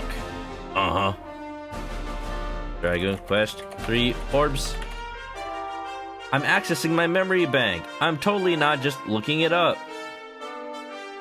Orb. There's a snow-covered island in the south. Got it. Got it. I was probably told that at some point. Probably. Oh, you haven't even been there yet. All right, here we go. Easiest way to go, probably from Australia. Cortana, Master Chief, mind telling me what you're doing in this Burger King? Sir, finishing this bite. Beep-a-doop, beep-a-doop, ba-ba-dee, beep-bop-boop, beep, shiny.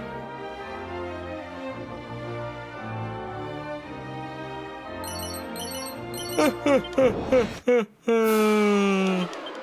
apologize that I think every time I've been streaming Dragon Quest 3 lately, I've been going very short. Been very tired. I don't know what I can say. I think this is the first day in a while I've actually got like a proper decent amount of sleep. I'm still in a little sleep debt, but I'm here for it. Eepy. Oh, that's me. I may be crispy chicken, but I'm also EP chicken. Wouldn't you know it, Chris is actually a stage name. My first name is actually Edward. Edward P. Chicken. That makes me EP Chicken. Don't tell nobody, it's a secret.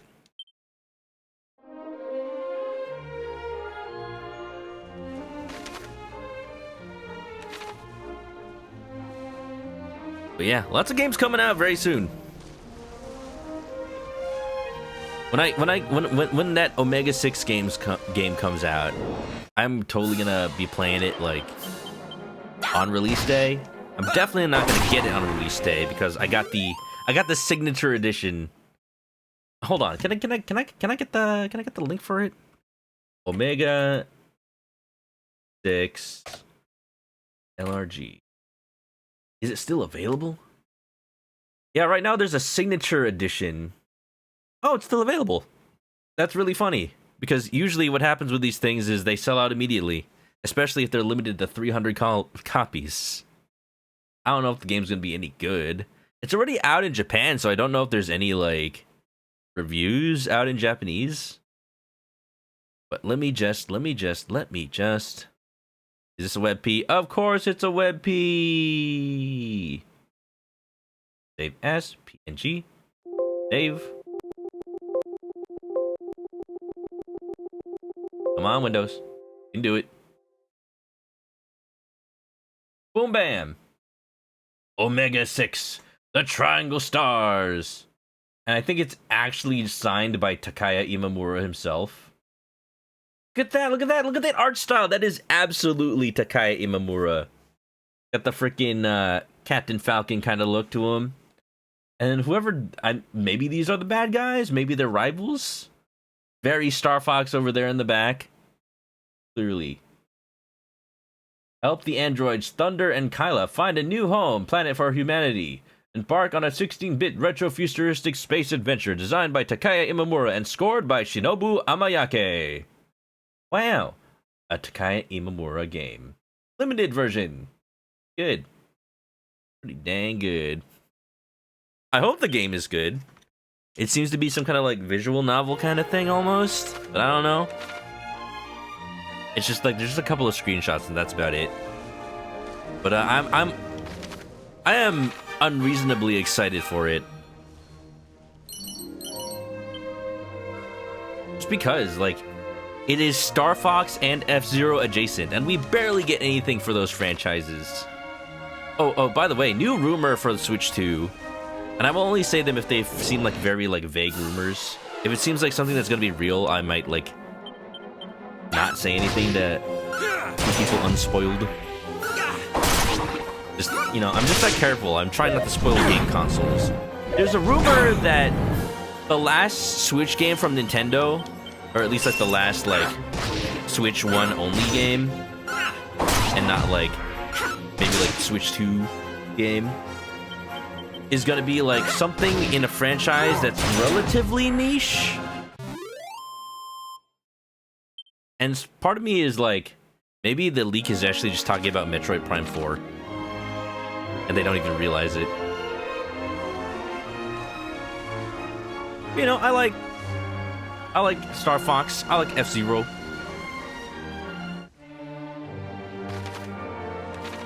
I think those games deserve a little something something. And if you didn't know, Takaya Imamura is also the art director, I believe, or some sort of like art person who working on Majora's Mask. And when you look at all the official art for Majora's Mask and you compare it to the art for Ocarina of Time, like you can tell, like the way that the art for Majora's Mask always has that like dark, almost like American comic book shading. Like that is pretty Takaya Imamura style. Honestly, I feel like not enough people recognize the name. But he's definitely up there with a bunch of Nintendo's greats. I just want a new Star Fox game, y'all. If it ends up feeling like a Star Fox game, but like story instead of just like shooty bang, I think that'd be a cool like direction. And I wouldn't mind a Star Fox game that just comes out like that. Just give me world building. Give me like Corneria when it isn't being taken over by Andross. Like, what does that life look like? I remember when Star Fox Zero was about to come out, they came out with like an animation that showed life in Corneria City. And it just showed all the animal peoples just living normal life. And then Andross invades and then it all goes to shit and they call in Star Fox. I thought that was pretty cool. I just like when games do a lot of world building. Oh no. Yo, it's the mural. It's the mural. It's the thing that they use to show off the game, to reveal it. Yo, that's a bird! I like this already. Hold on, that's a very colorful bird. I just found out. It's weird because you think I would know this already? I just found out that there is a legendary Filipino chicken. It's me.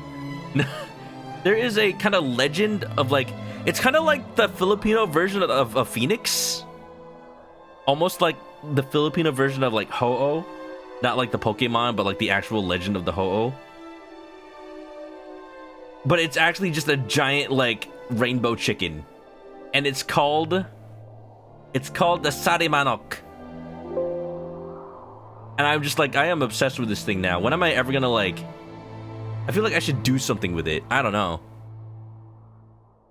Like go rainbow mode or something. I don't know where this art is from, but like, look at that. Look at that. Why is it like fishing? Wait, it's riding a fish. I need to look up what this legend is. I've never heard of it before because it's from one of the southern islands of the Philippines, I believe, the legend. And my family's not from there. But like, I was just like searching for it because I remember like, I wanted to look up like pictures of chickens like in the Philippines. And I came across this. Look at this. It's so cool. I don't know what to do with it. But definitely that's what this is right here. The Sari Manok. Ooh. Twins. My final form. We are.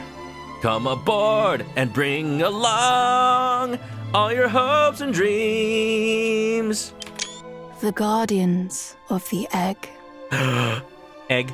When the 6 orbs scattered across the world are placed on the golden pedestals, then shall Ramia, the Everbird, be reborn.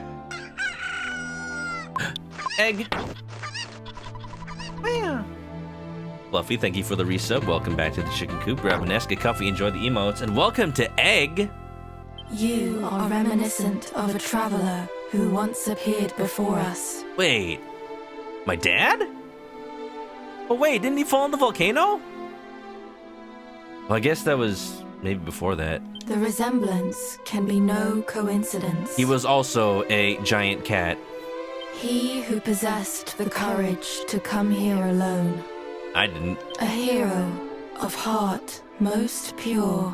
Then suddenly, without warning, he vanished from our midst. Time is of the essence. Whilst we converse, malign forces yet gather strength. Oh no, hurry it up The then. realm thirsts for the light. I thirst for water. Deliver it unto us by offering up the 6 orbs. Well, don't you worry about a thing, because I got them right here.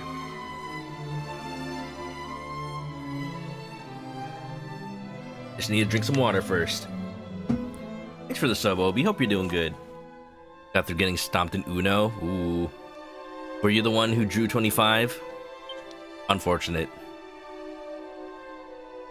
Thought I first thirst for Fanta. I don't remember the last time I drank Fanta. I think that soda is just too sugary for me. I mean, I'll drink it if it's in front of me, but dang, that's a lot of sugar. Oh, why? Apparently, just this is the first thing that came to my mind. Manok touches the egg softly. Touch. Don't touch. Touch. Don't touch.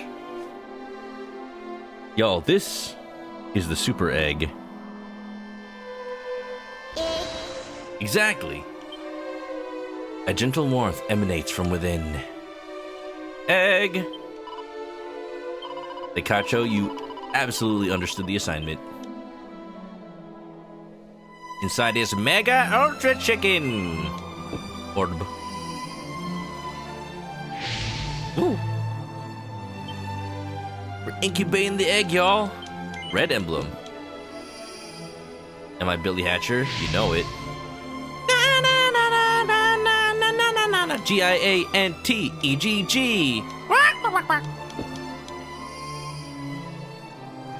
Ba ba ba da. Ba da da da. Giantegg.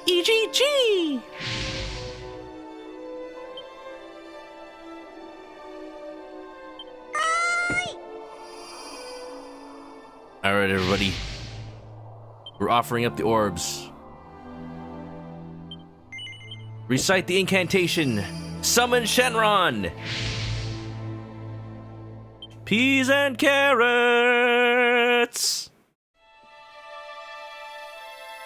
Egg.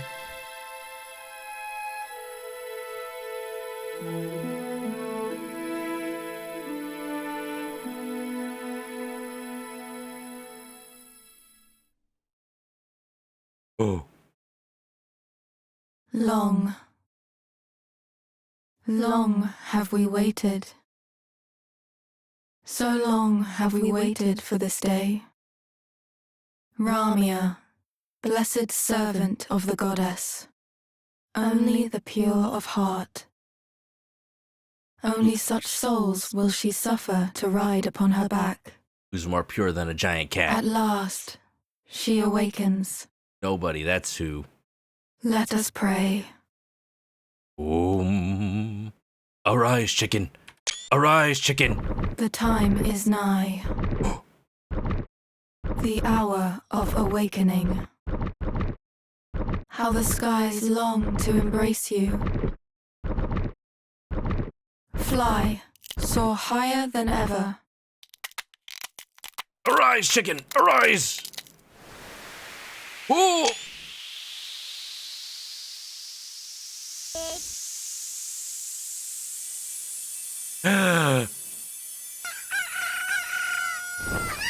Happy birthday! Wow, there's so many chickens in the egg! Whoa! They're flying! Banish the darkness and bring forth hope in its place. You can't really see the cutscene May with this she many be chickens. your guiding light. Definitely can't see. You can't really see with that many chickens in The this. time of departure is Oh, upon there's us. even more! Venture forth and do what must be Oh done. my god! Oh man, no wonder the egg hatched so violently. Look at that! Burb! Woo! Chicken attack! A chicken attack! Better watch your back before it fades to black. A chicken attack! Woo!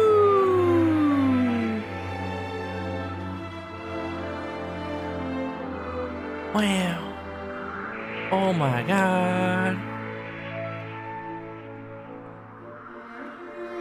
This is all I've ever wanted. This is all I've ever wanted. There's no space in my head for new memories. Well, you know what? I'm not surprised. Let me just, how do I land?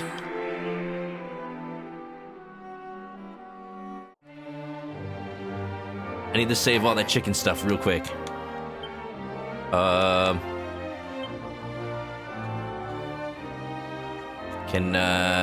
I can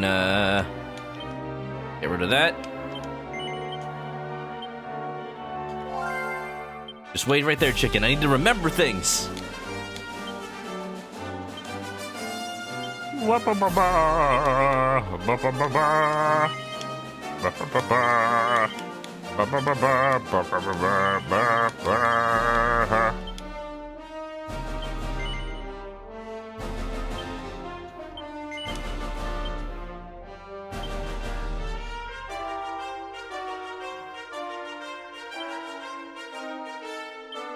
Oh yeah, the cat talks. All right. Now we can play as Bird. Go Ramia, it's your birthday. Gonna party like it's your birthday. You just got born today, so it's your birthday. You know what's really nice? The fact that I'm not gonna get any encounters while I'm flying. This is it. This is the part in Dragon Quest where you finally get the bird. The bird is the word. The bird. The bird is the word. It happens in each one, and it always feels so fun. Where am I? Now, I do wish I could see the whole map while I'm doing this, because I'm not sure where I am right now. I think I'm flying around Finland right now. I think Mario's over here somewhere. Avel, what's up? Welcome to the Mega Ultra Chicken. Every Dragon Quest has some sort of flight, whether it's a giant majestic bird or a hot air balloon or a flying carpet. I think it's really cool that, like, even though most Dragon Quest games you get just a regular ship every time, the way you fly is always different. It always feels so good. Like, you know these places, you've been here before. But now you're just free. Oh, it's so good. I don't know, I kind of want to just explore. Go places I haven't been able to go before, you know? Thanks for the chicken attack clip, Fluffy. Wow. Cat talks? Yeah, Twilight, you clipped it. It's the cat that, I'm like, meow, and you just say, yes, and it just tells you all the secrets.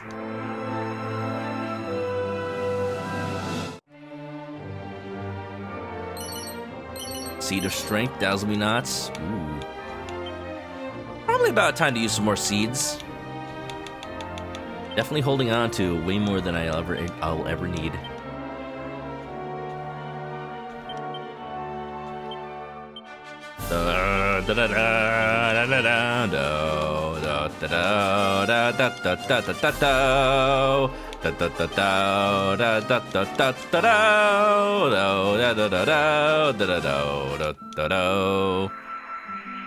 Meow, meow, he's a cow.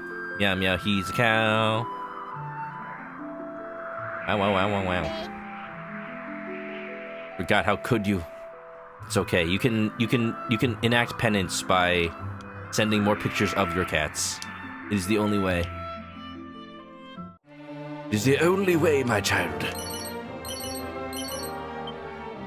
A Staff of Resurrection? Ooh! Don't mind if I do. Might as well give that to Tapas. I can't open the menu while I'm on a bird. A little unfortunate.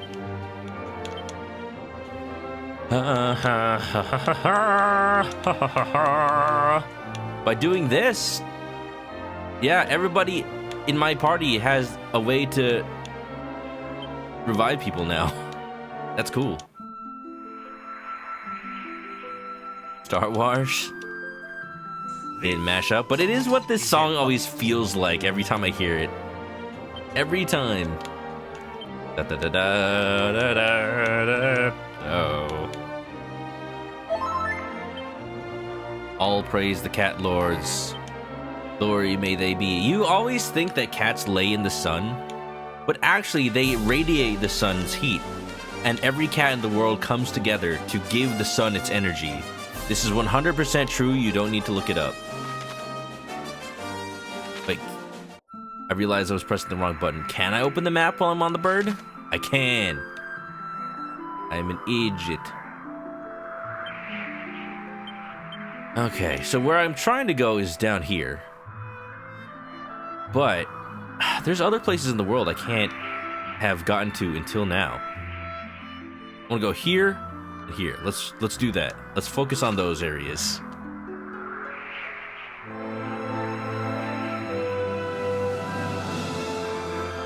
The god bird can't fly when you look through your bag.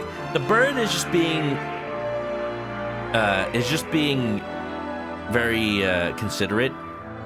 If I open my bag and something spills out, I'm gonna have to go get it. So they're like, yeah, let me stop real quick.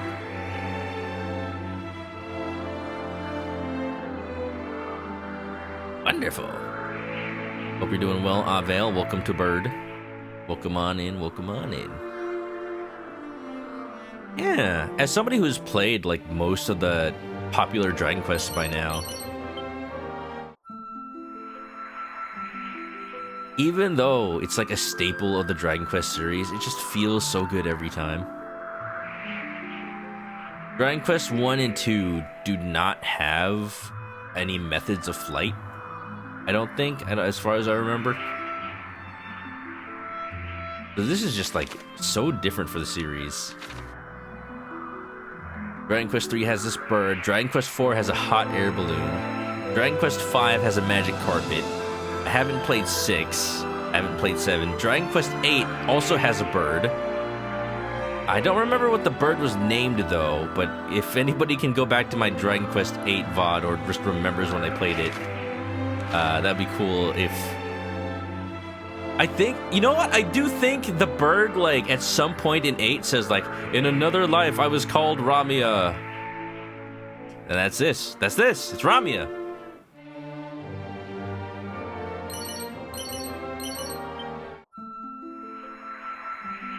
The bird's name was Ramia in 8? I think they were named something, and then there was a line of dialogue that says, I am also called Ramia. Or maybe it didn't have a name, and then it revealed its name. It's like, yep, it's Ramia. It looks like a different bird, but it's still really good. Words of Wisdom. Wait, isn't that the sage? There's more than one sage book? Huh. I thought there was only one. Can't you only have 2 sages anyway? Can you have 3 sages with that? I don't think a party with 3 sages is probably the way to go, but I could, I guess. No. That's pretty random. Take it.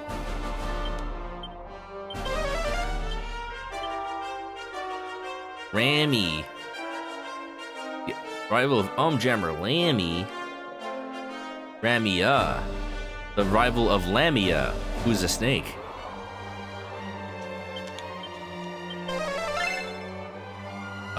Where?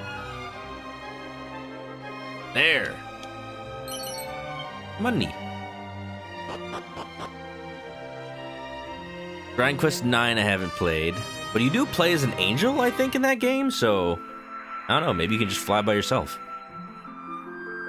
Dragon Quest 10 is the MMO. Dragon Quest 11, you get a flying whale. Oh yeah. Don't even worry about how that works. My goodness. Oh, there's an ad happening. I'm sorry. Oh no.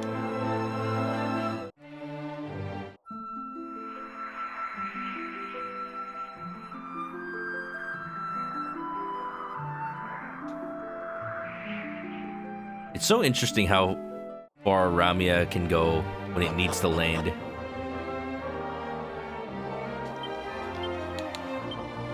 Most of this time I've been holding the fly lower button. Who the heck?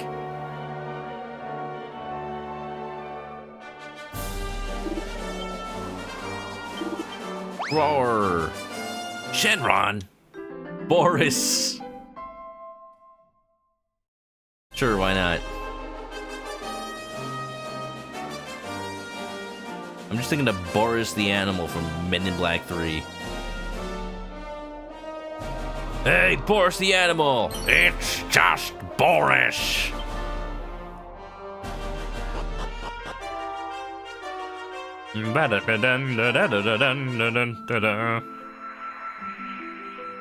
While those ads keep wanting you to get food, what food is it advertising?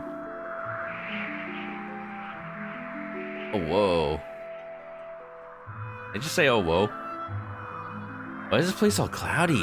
I can't land here. Yo, this looks special.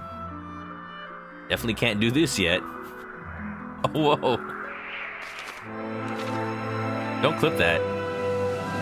Getting McDonald's or like a food delivery service. Oh no, they know exactly what the hungry Twitch viewer needs. I was gonna order food today, but I couldn't because I currently have a DoorDash. Not DoorDash. I currently have a Grubhub subscription. It was free with like my credit card or something. I don't remember. Or free with Amazon? I don't remember. But the point is I have it, so I was thinking of using it. I wouldn't subscribe to it otherwise. But then, like, I realized that all the restaurants, every single one that I chose was like, deliveries are currently paused due to high demand. And I thought it was just like the one restaurant I was looking at. But I looked at every restaurant, it was everything. So it was actually like, the entirety of Grubhub was out of commission. I think it's probably because I'm close enough to the fires that's like, oh, let's not make people deliver food. Which makes sense. I didn't even check when the fires were at their worst. Because, like, I definitely didn't want people to have to deliver food to me during the whole fire thing. The fires are definitely still happening, but at least they're mostly contained.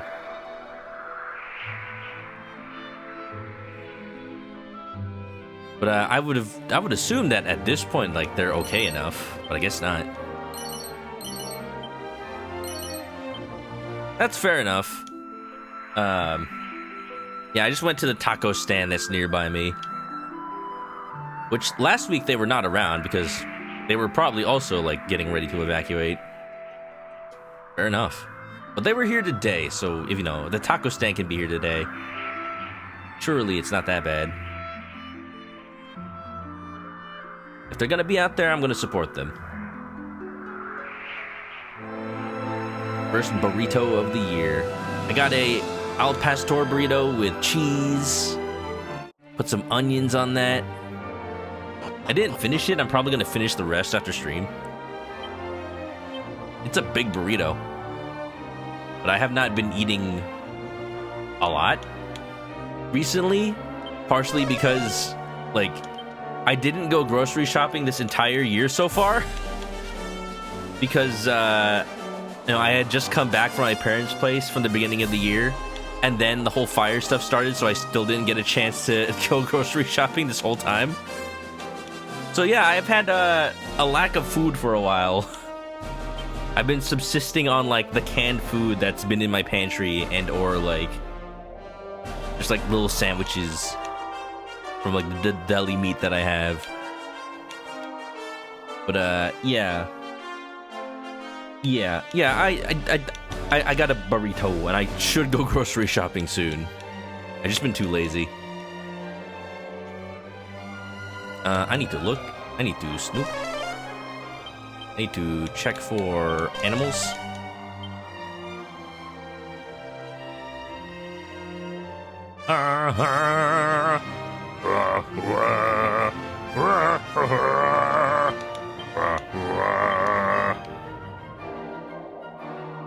How's the weather like for y'all? I see in some places it is single-degree freezing, and that is crazy. Stay warm, all y'all out there. It do be cold time. It do be looking like this out where some of y'all are at. Somebody in my Discord posted a picture of the inside of their house, that door that leads to their backyard, and it is just like icicles forming. I knew that was a thing that can happen, but like I've never really seen it before. It's crazy. The ice is breaching containment. It is invading the home.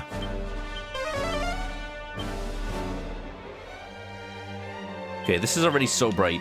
I cannot see where the sparkle is.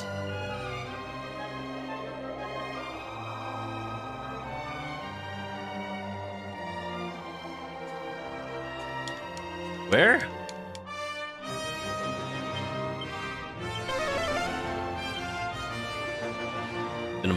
It's been a mild winter so far. Only -5C or 25F. That is still way colder than I would have ever seen. Does anybody see the sparkle? I hear it. I don't see it.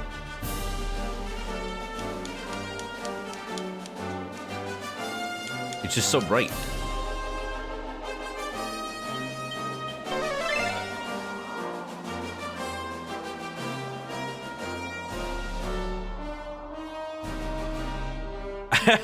I literally cannot see it. Where is it?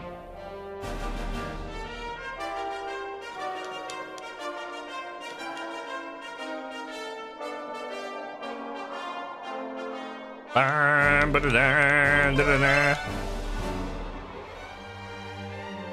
going insane. I'm going insane. I don't see the sparkle. Oh, there it is. That is so mean. Lizard blade. Seems pretty cool. Ooh. assaults a group of enemies with razor-sharp icicles when used as an item in battle. No way. No way. Hold up. Maybe I'll use that. She just had the Dragon Tail Whip. Now she gets something else. Huh. Huh.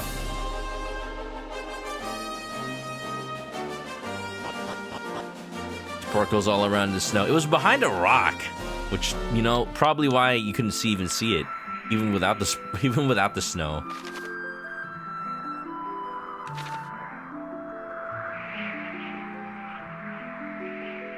Definitely try to stay warm, though. You don't need no frozen fish. Leave that to the market.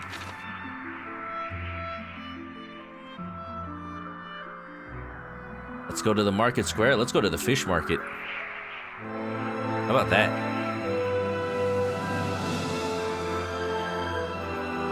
Warm up this! Oh, Yellow Pikachu, that's already very, very warm to begin with.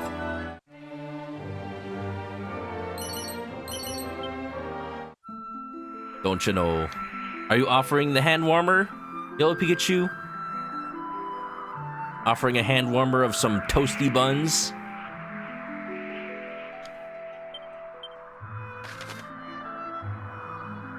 Okay, anywhere else I can only get to with the bird? I think that's kind of it at this point.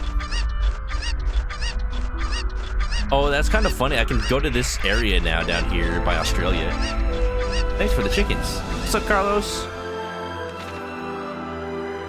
I can get to that dungeon that I'm supposed to be only able to go to by myself. I think I can go there with my group now. Your apartment has working heat this time. Oh yeah, I think I heard you say last year it didn't have heat.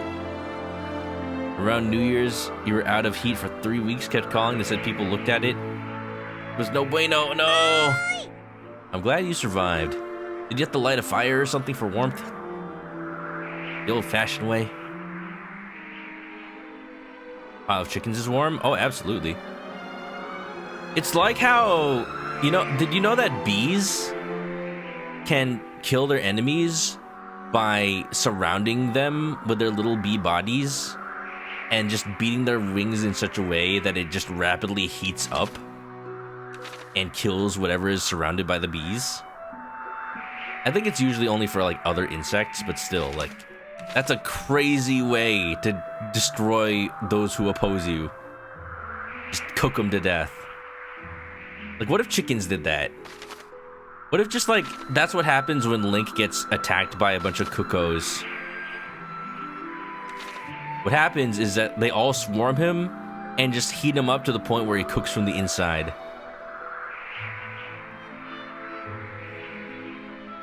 Chickens are endothermic. I like that. Very scientific. Just produce heat while laying there.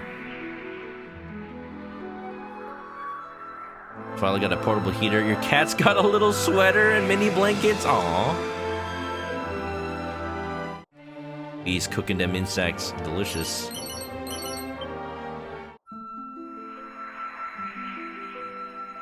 A nosebleed from your heater. When I was a kid, I definitely used to get a lot of nosebleeds in the summer. Anytime it got hot. I don't get them as much, but sometimes I still do when it's really hot. I think these days I know better than to... I can tell when, like, my nose is about to bleed and I can just, like, try to avoid it by not, like, messing with my nose or twitching my nose too much. Because I'm just used to it by this point. But it's still, like, really annoying.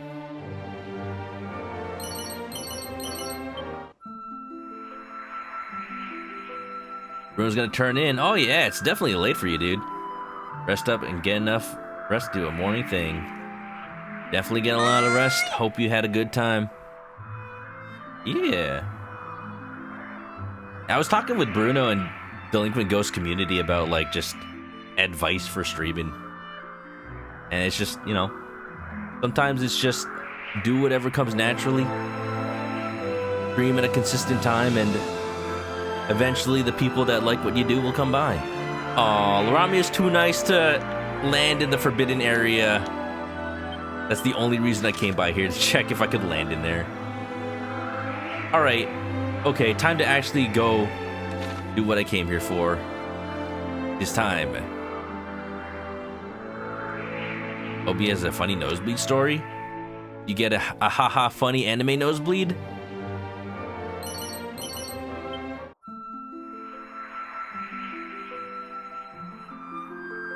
Victoria says, does every legendary bird or airship function each have this little song in Dragon Quest?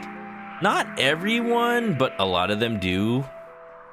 Specifically so that it's a callback to Dragon Quest 3. But, you know, the more Dragon Quests you play, the more you realize that they reuse a lot of songs. But, like, in a good nostalgic way. It doesn't ever come across as lazy, and that's really funny.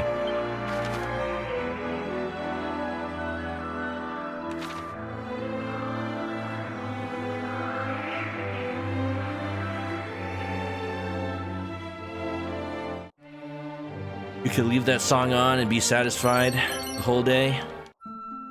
It does make me a little sleepy, though. Obi, what's the funny nosebleed story? As long as the ones that reuse are this good. Oh, absolutely. Every time. Especially now that the composer is passed, like... I feel like... that there have been a couple of Dragon Quest games released ever since the composer passed, but, like, they all reuse existing songs.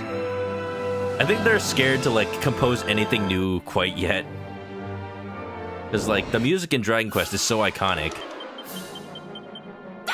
To make something new without the original composer is just like, well then, it's gonna be immediately judged right off the bat if it's not up to snuff. Once we were sitting in a ramen nagi and the main theme of Dragon Quest played. Oh, that's awesome. Ramen Nagi's a good restaurant too. There are a couple locations in LA. I've been to 2 of them. I think there might only be 2. But it's a good ramen place. My favorite thing from them, which I don't know if they have it all the time, is the Garlic King. It's so garlicky, there's just literally an entire bulb of garlic in the ramen. Like an entire full-ass bulb.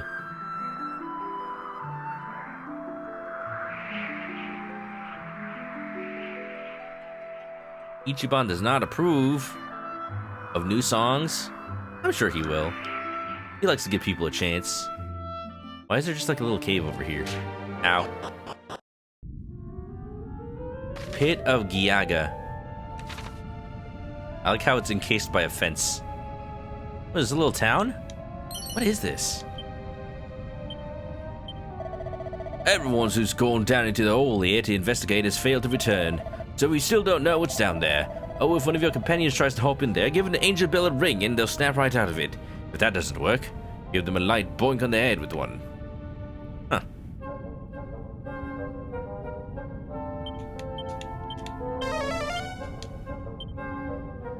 You know, ramen nagi's a chain, but it's the best ramen you've had. It's really good.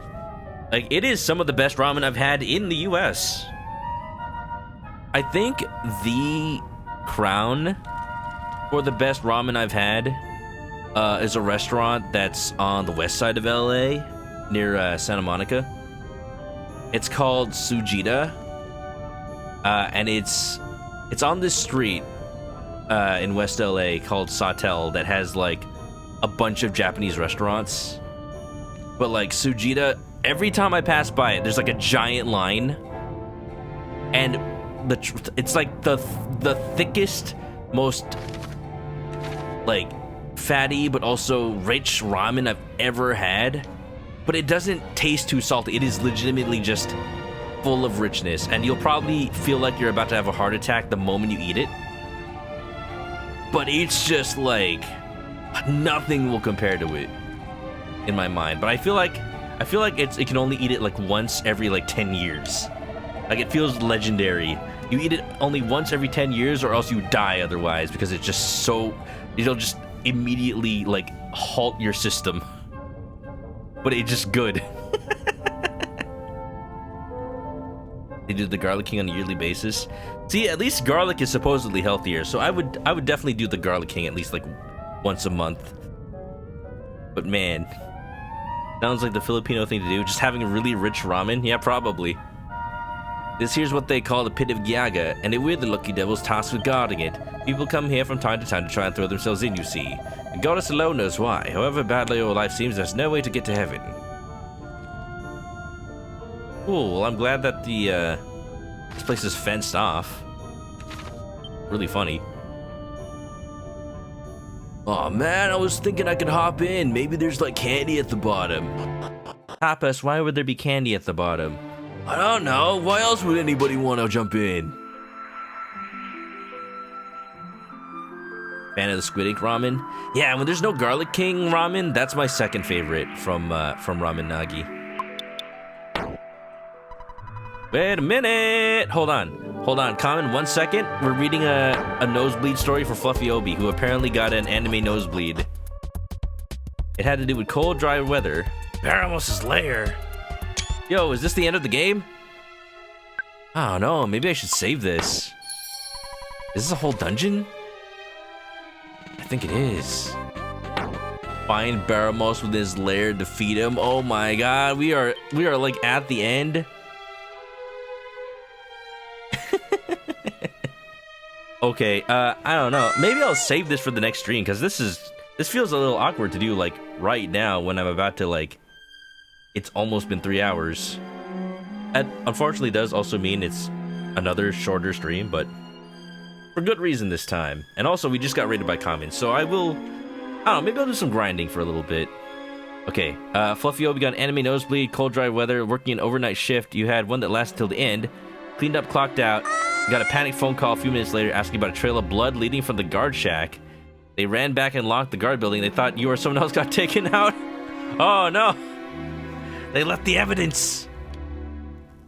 But did they try to follow the trail of blood? Also, is that the title of the new Trails game?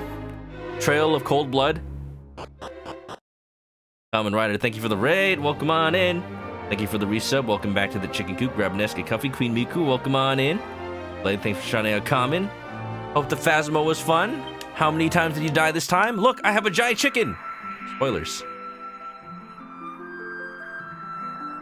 Bell got an anime nosebleed because of your heater. Whoa. Excited when you get to it. Yeah, we're just talking about like good ramen. Common, is there a good place for ramen in New York that you would recommend if I ever visit? It's been a while since I've been to New York. I need to go again. I don't think I've been to New York since 2015, 16, something like that. It's been a while.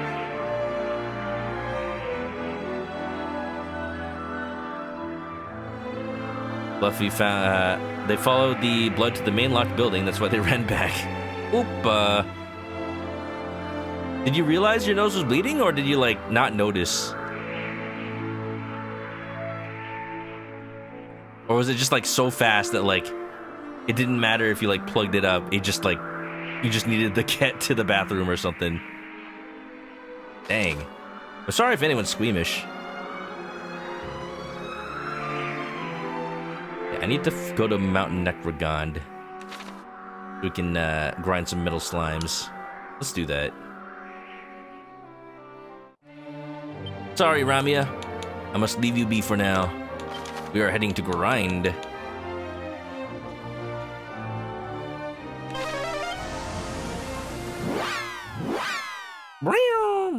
You know, I realize I haven't saved all game. Oh, but this game has autosaves now, so it's probably fine. You didn't notice at first, you said heck it, and ran back to the bathroom. Well, I'm glad that they were concerned for you. Save. Nah, it's fine. What's the worst that could happen? I'm sure it's fine.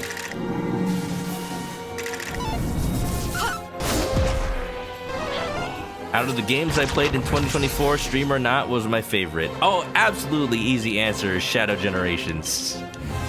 I unironically say that's my game of the year 2024. And it feels a little like... It feels a little surprising to say.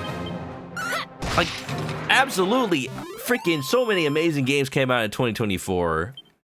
And, like, if it wasn't for Shadow Generations, then my game of the year would have been Persona 3 Reload. Absolutely easy answer. And that is not to discount Persona 3 Reload. And I don't mean to say that Shadow Generations is necessarily a better game than Persona 3 Reload, but it's like everything that Shadow Generations specifically did, like I could find no flaws. I could find perfect no notes.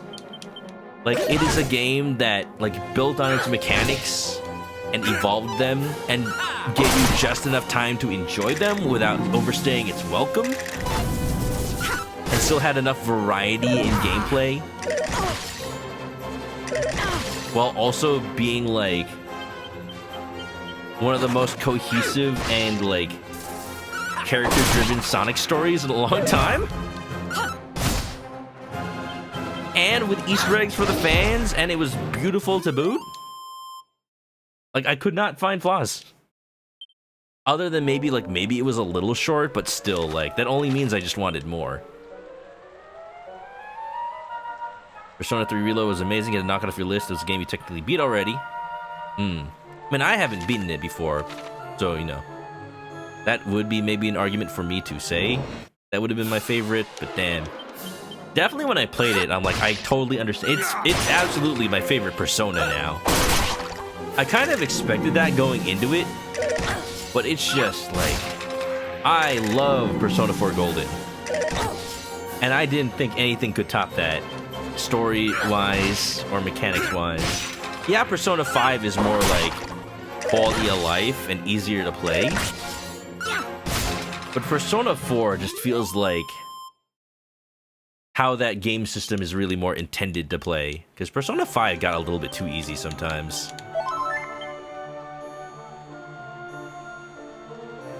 When a game is too short specifically because you're down for more? Absolutely. Good game. Squidgy's gonna go to bed. Have a good night, Squidgy. That's why Astrobot took it for you. You didn't want it to end? That too! Astrobot's freaking my favorite Nintendo game of last year. That's a funny way to say that, but yeah, basically. It's like my favorite Mario Galaxy game. People are so like, there are people who just did not believe why it would ever win Game of the Year. I'm like, I believe it. I understand. I need to like finish it. Like, I finished it, but I need to like 100% it. I just didn't, I don't, my friend's borrowing the copy right now.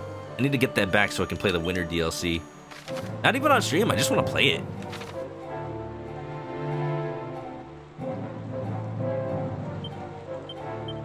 Let me cat, welcome, Common Raid, yeah, it's me! Playing some Dragon Quest. I'm probably gonna end stream soon. I'm just here to like grind a little bit because I don't want the stream to be too short. I want to at least go for 3 hours because I feel like I have not given everybody a 3-hour Dragon Quest stream in a hot second. Victoria's top 3 playthroughs: Astrobot, Mother 3, Yakuza Kiwami 2. Yeah. I do say this year, I promise I will play Yakuza Kiwami. I just haven't, I just need to finish the games I'm playing right now. I still got both the Dragon Quest 3 and Mario Luigi to work through.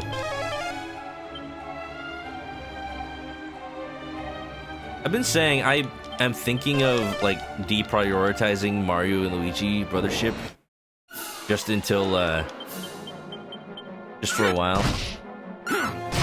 The intent being I could stream Dragon Quest 3 2 times a week, Mario Luigi 1 time a week, and then something else once. And there's other games I've been wanting to play. I've been wanting to play that indie game UFO 50 because that looks cool. Looks pretty varied. It's like one of those like multi-carts, but actually full of good games.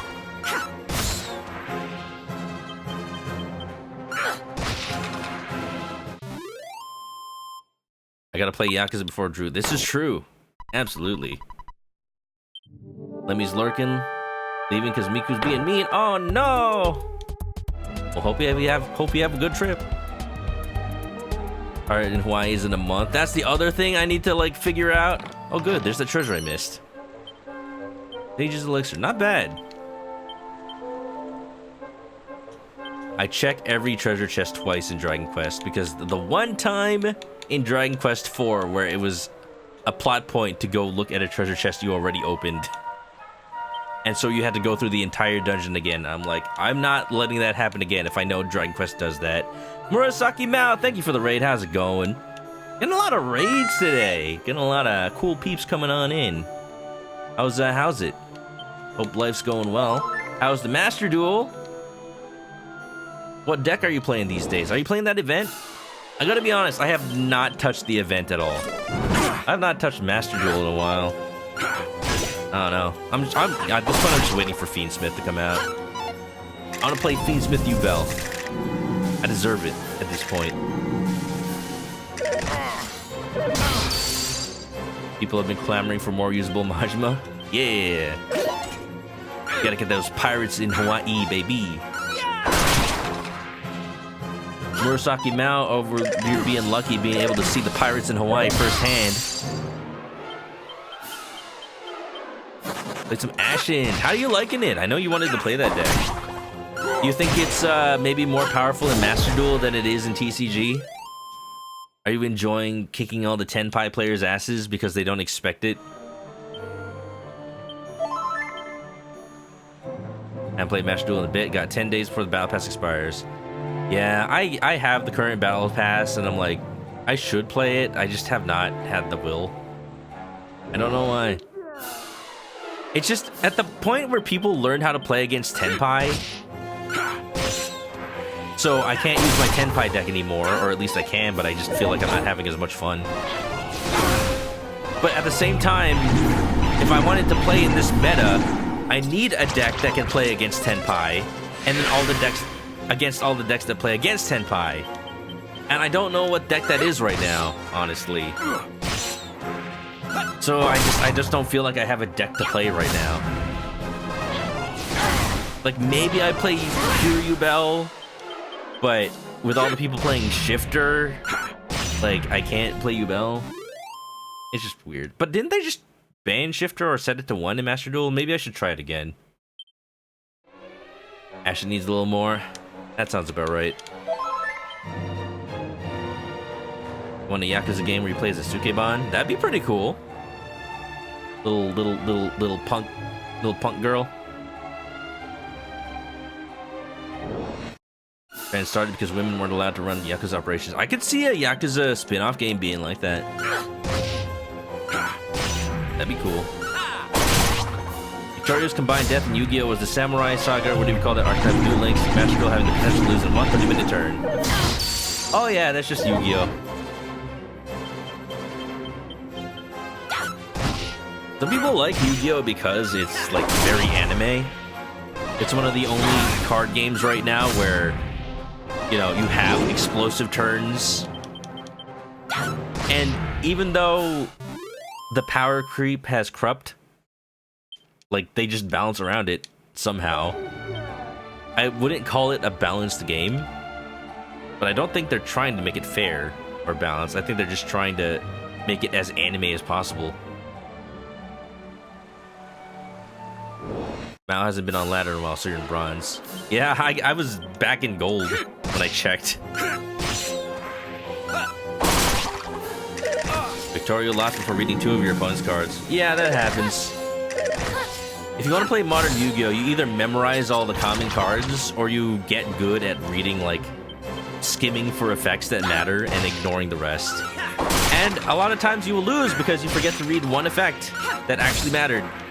But they just expect you to be able to read fast, apparently. Magic has some explosive turn decks. It definitely does. Definitely more so in the actual, like, competitive scene. Especially, like, vintage and modern. Even, like, sometimes standard, because they actually curate the meta.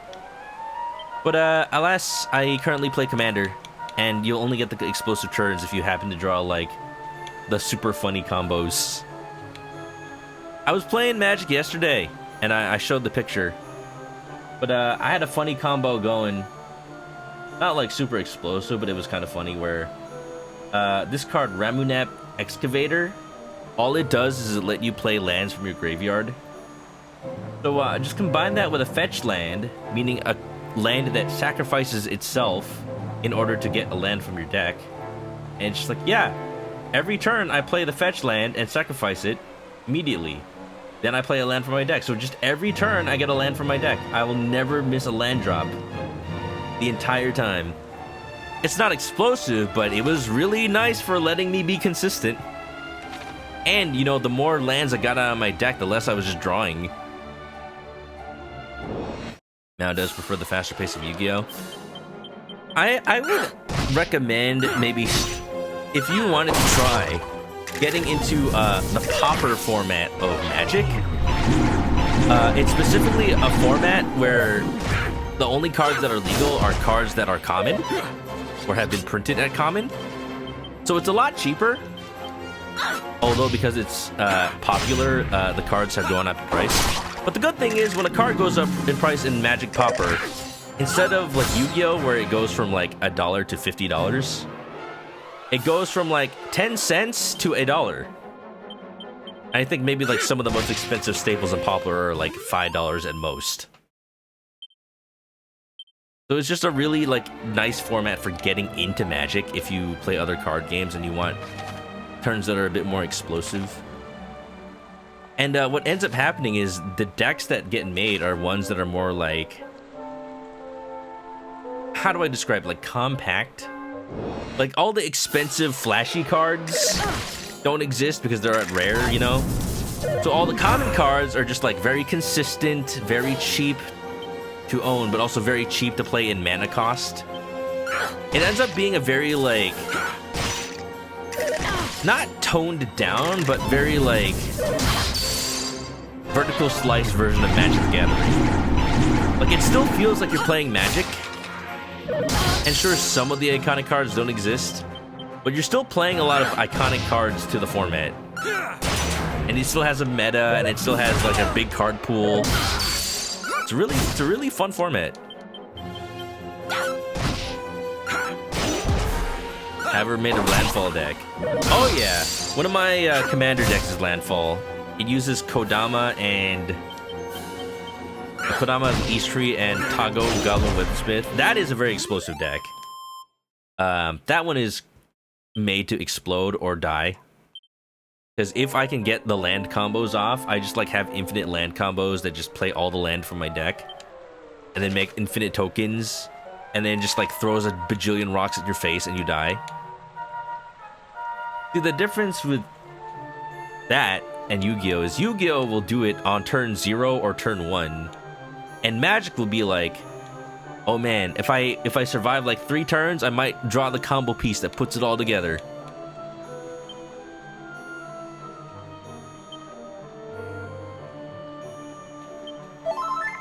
That's the big thing with Yu-Gi-Oh! It's like Yu-Gi-Oh! Players want to just win immediately.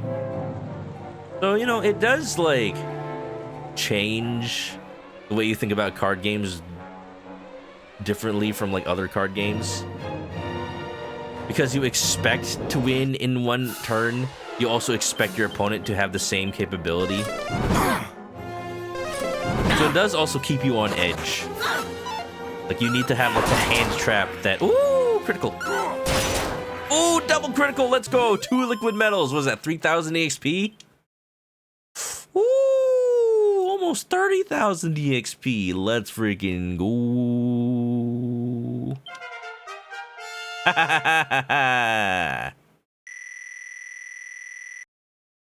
Yeah, cockroaches is a good way to play Magic online. Played Magic? I don't know. Why pay for spells in Magic when everything in Yu-Gi-Oh! Is free? Well, I mean, Yu-Gi-Oh! Still has its cost. It's just like each archetype has its own, like, version of a cost. That's one thing I'll say is really cool about Yu-Gi-Oh! It feels like every single deck archetype plays a different game that just happens to interact with the main with other decks. It's like maybe you'll have a deck that spits out a bunch of monsters that you can then combine into something big. Or this deck will just have like a bunch of traps that like are themed after Alice in Wonderland or something, and they like banish your monsters, and they like shift in and out of banishment. Or you'll have like a deck that puts your cards in the spell and trap card zone and equips them to your other monsters and like shifts them around like that. It just feels like a lot of these decks are just completely different games. They just happen to use the same like spaces, and it's very unique. Whereas a lot of other decks in like Magic still play by the rules for the most part.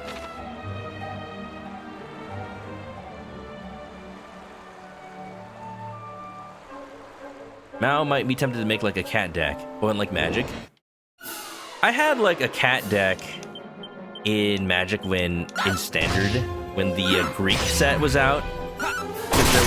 There was a card called like Brimaz, King of Orestos or something, and he's a big old lion man. And like he makes a bunch of like cat tokens. And I just have an army of cats that just rolls over the opponent. That's a pretty good card if you want to make a cat deck.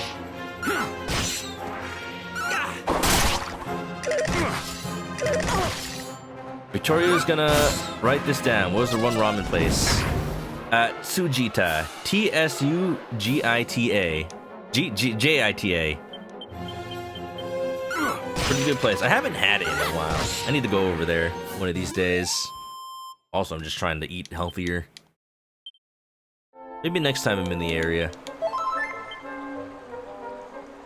Magic loves the tokens. If I describe Yu-Gi-Oh! As anime where things just like swing wildly in one episode, I describe Magic as kind of like building and building and building until you reach a critical mass, and then you can explode. That sounds weird out of context. I died!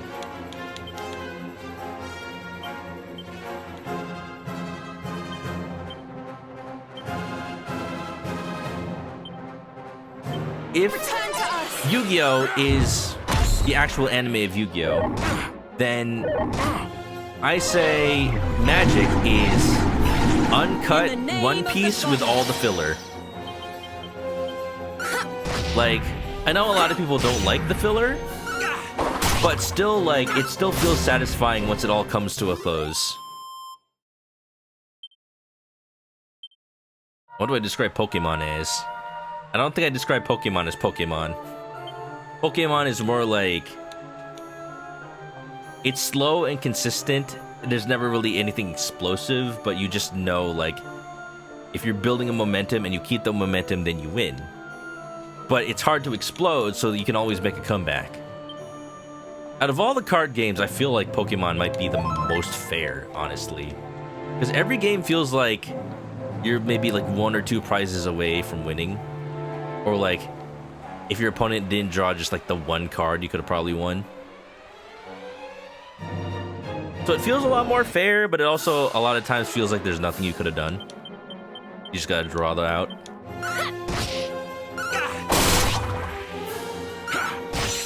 So yeah. If you play Yu-Gi-Oh! And you want to get into Magic, the colors I recommend are either green or blue or black. Because blue has some of the most, like, complex, like, weird interacting with the game rules cards. And that's what Yu-Gi-Oh! Does all the time. Green has the most, like Belle is saying, the most, like, free cards, where it's, like, powerful effects for cheap costs. So there's this aspect of Yu-Gi-Oh! Where, like, you don't have to think about cost that much. And black also has a little bit of, like, the complex rule-breaking cards. But also they do it in a way that's, like, high risk, high reward. Like a lot of Yu-Gi-Oh! Is sometimes, I think. Yeah, blue has the most card draw. And, you know, Yu-Gi-Oh! Players love drawing cards. You'll be open to any colors except maybe red. I didn't think I'd like red that much. But lately I've been putting it in a lot more decks. Because they have a lot of cards that are, like, impulsive. Is, like, the way that they feel. Instead of high risk, high reward, I'd say, like, they're low. They have low like time. Like there's only the enemy disappear. There's very few windows of opportunity to use these cards to their fullest extent, but when you do, they can explode. So I wouldn't call that very Yu-Gi-Oh! I call it very Magic, if anything.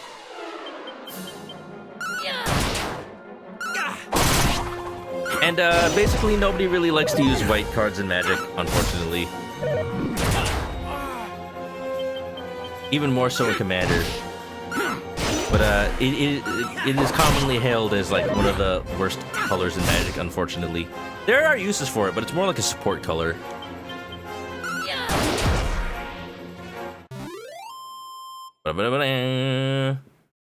Scoot Swarm. Oh yeah, my landfall deck has Scoot Swarm.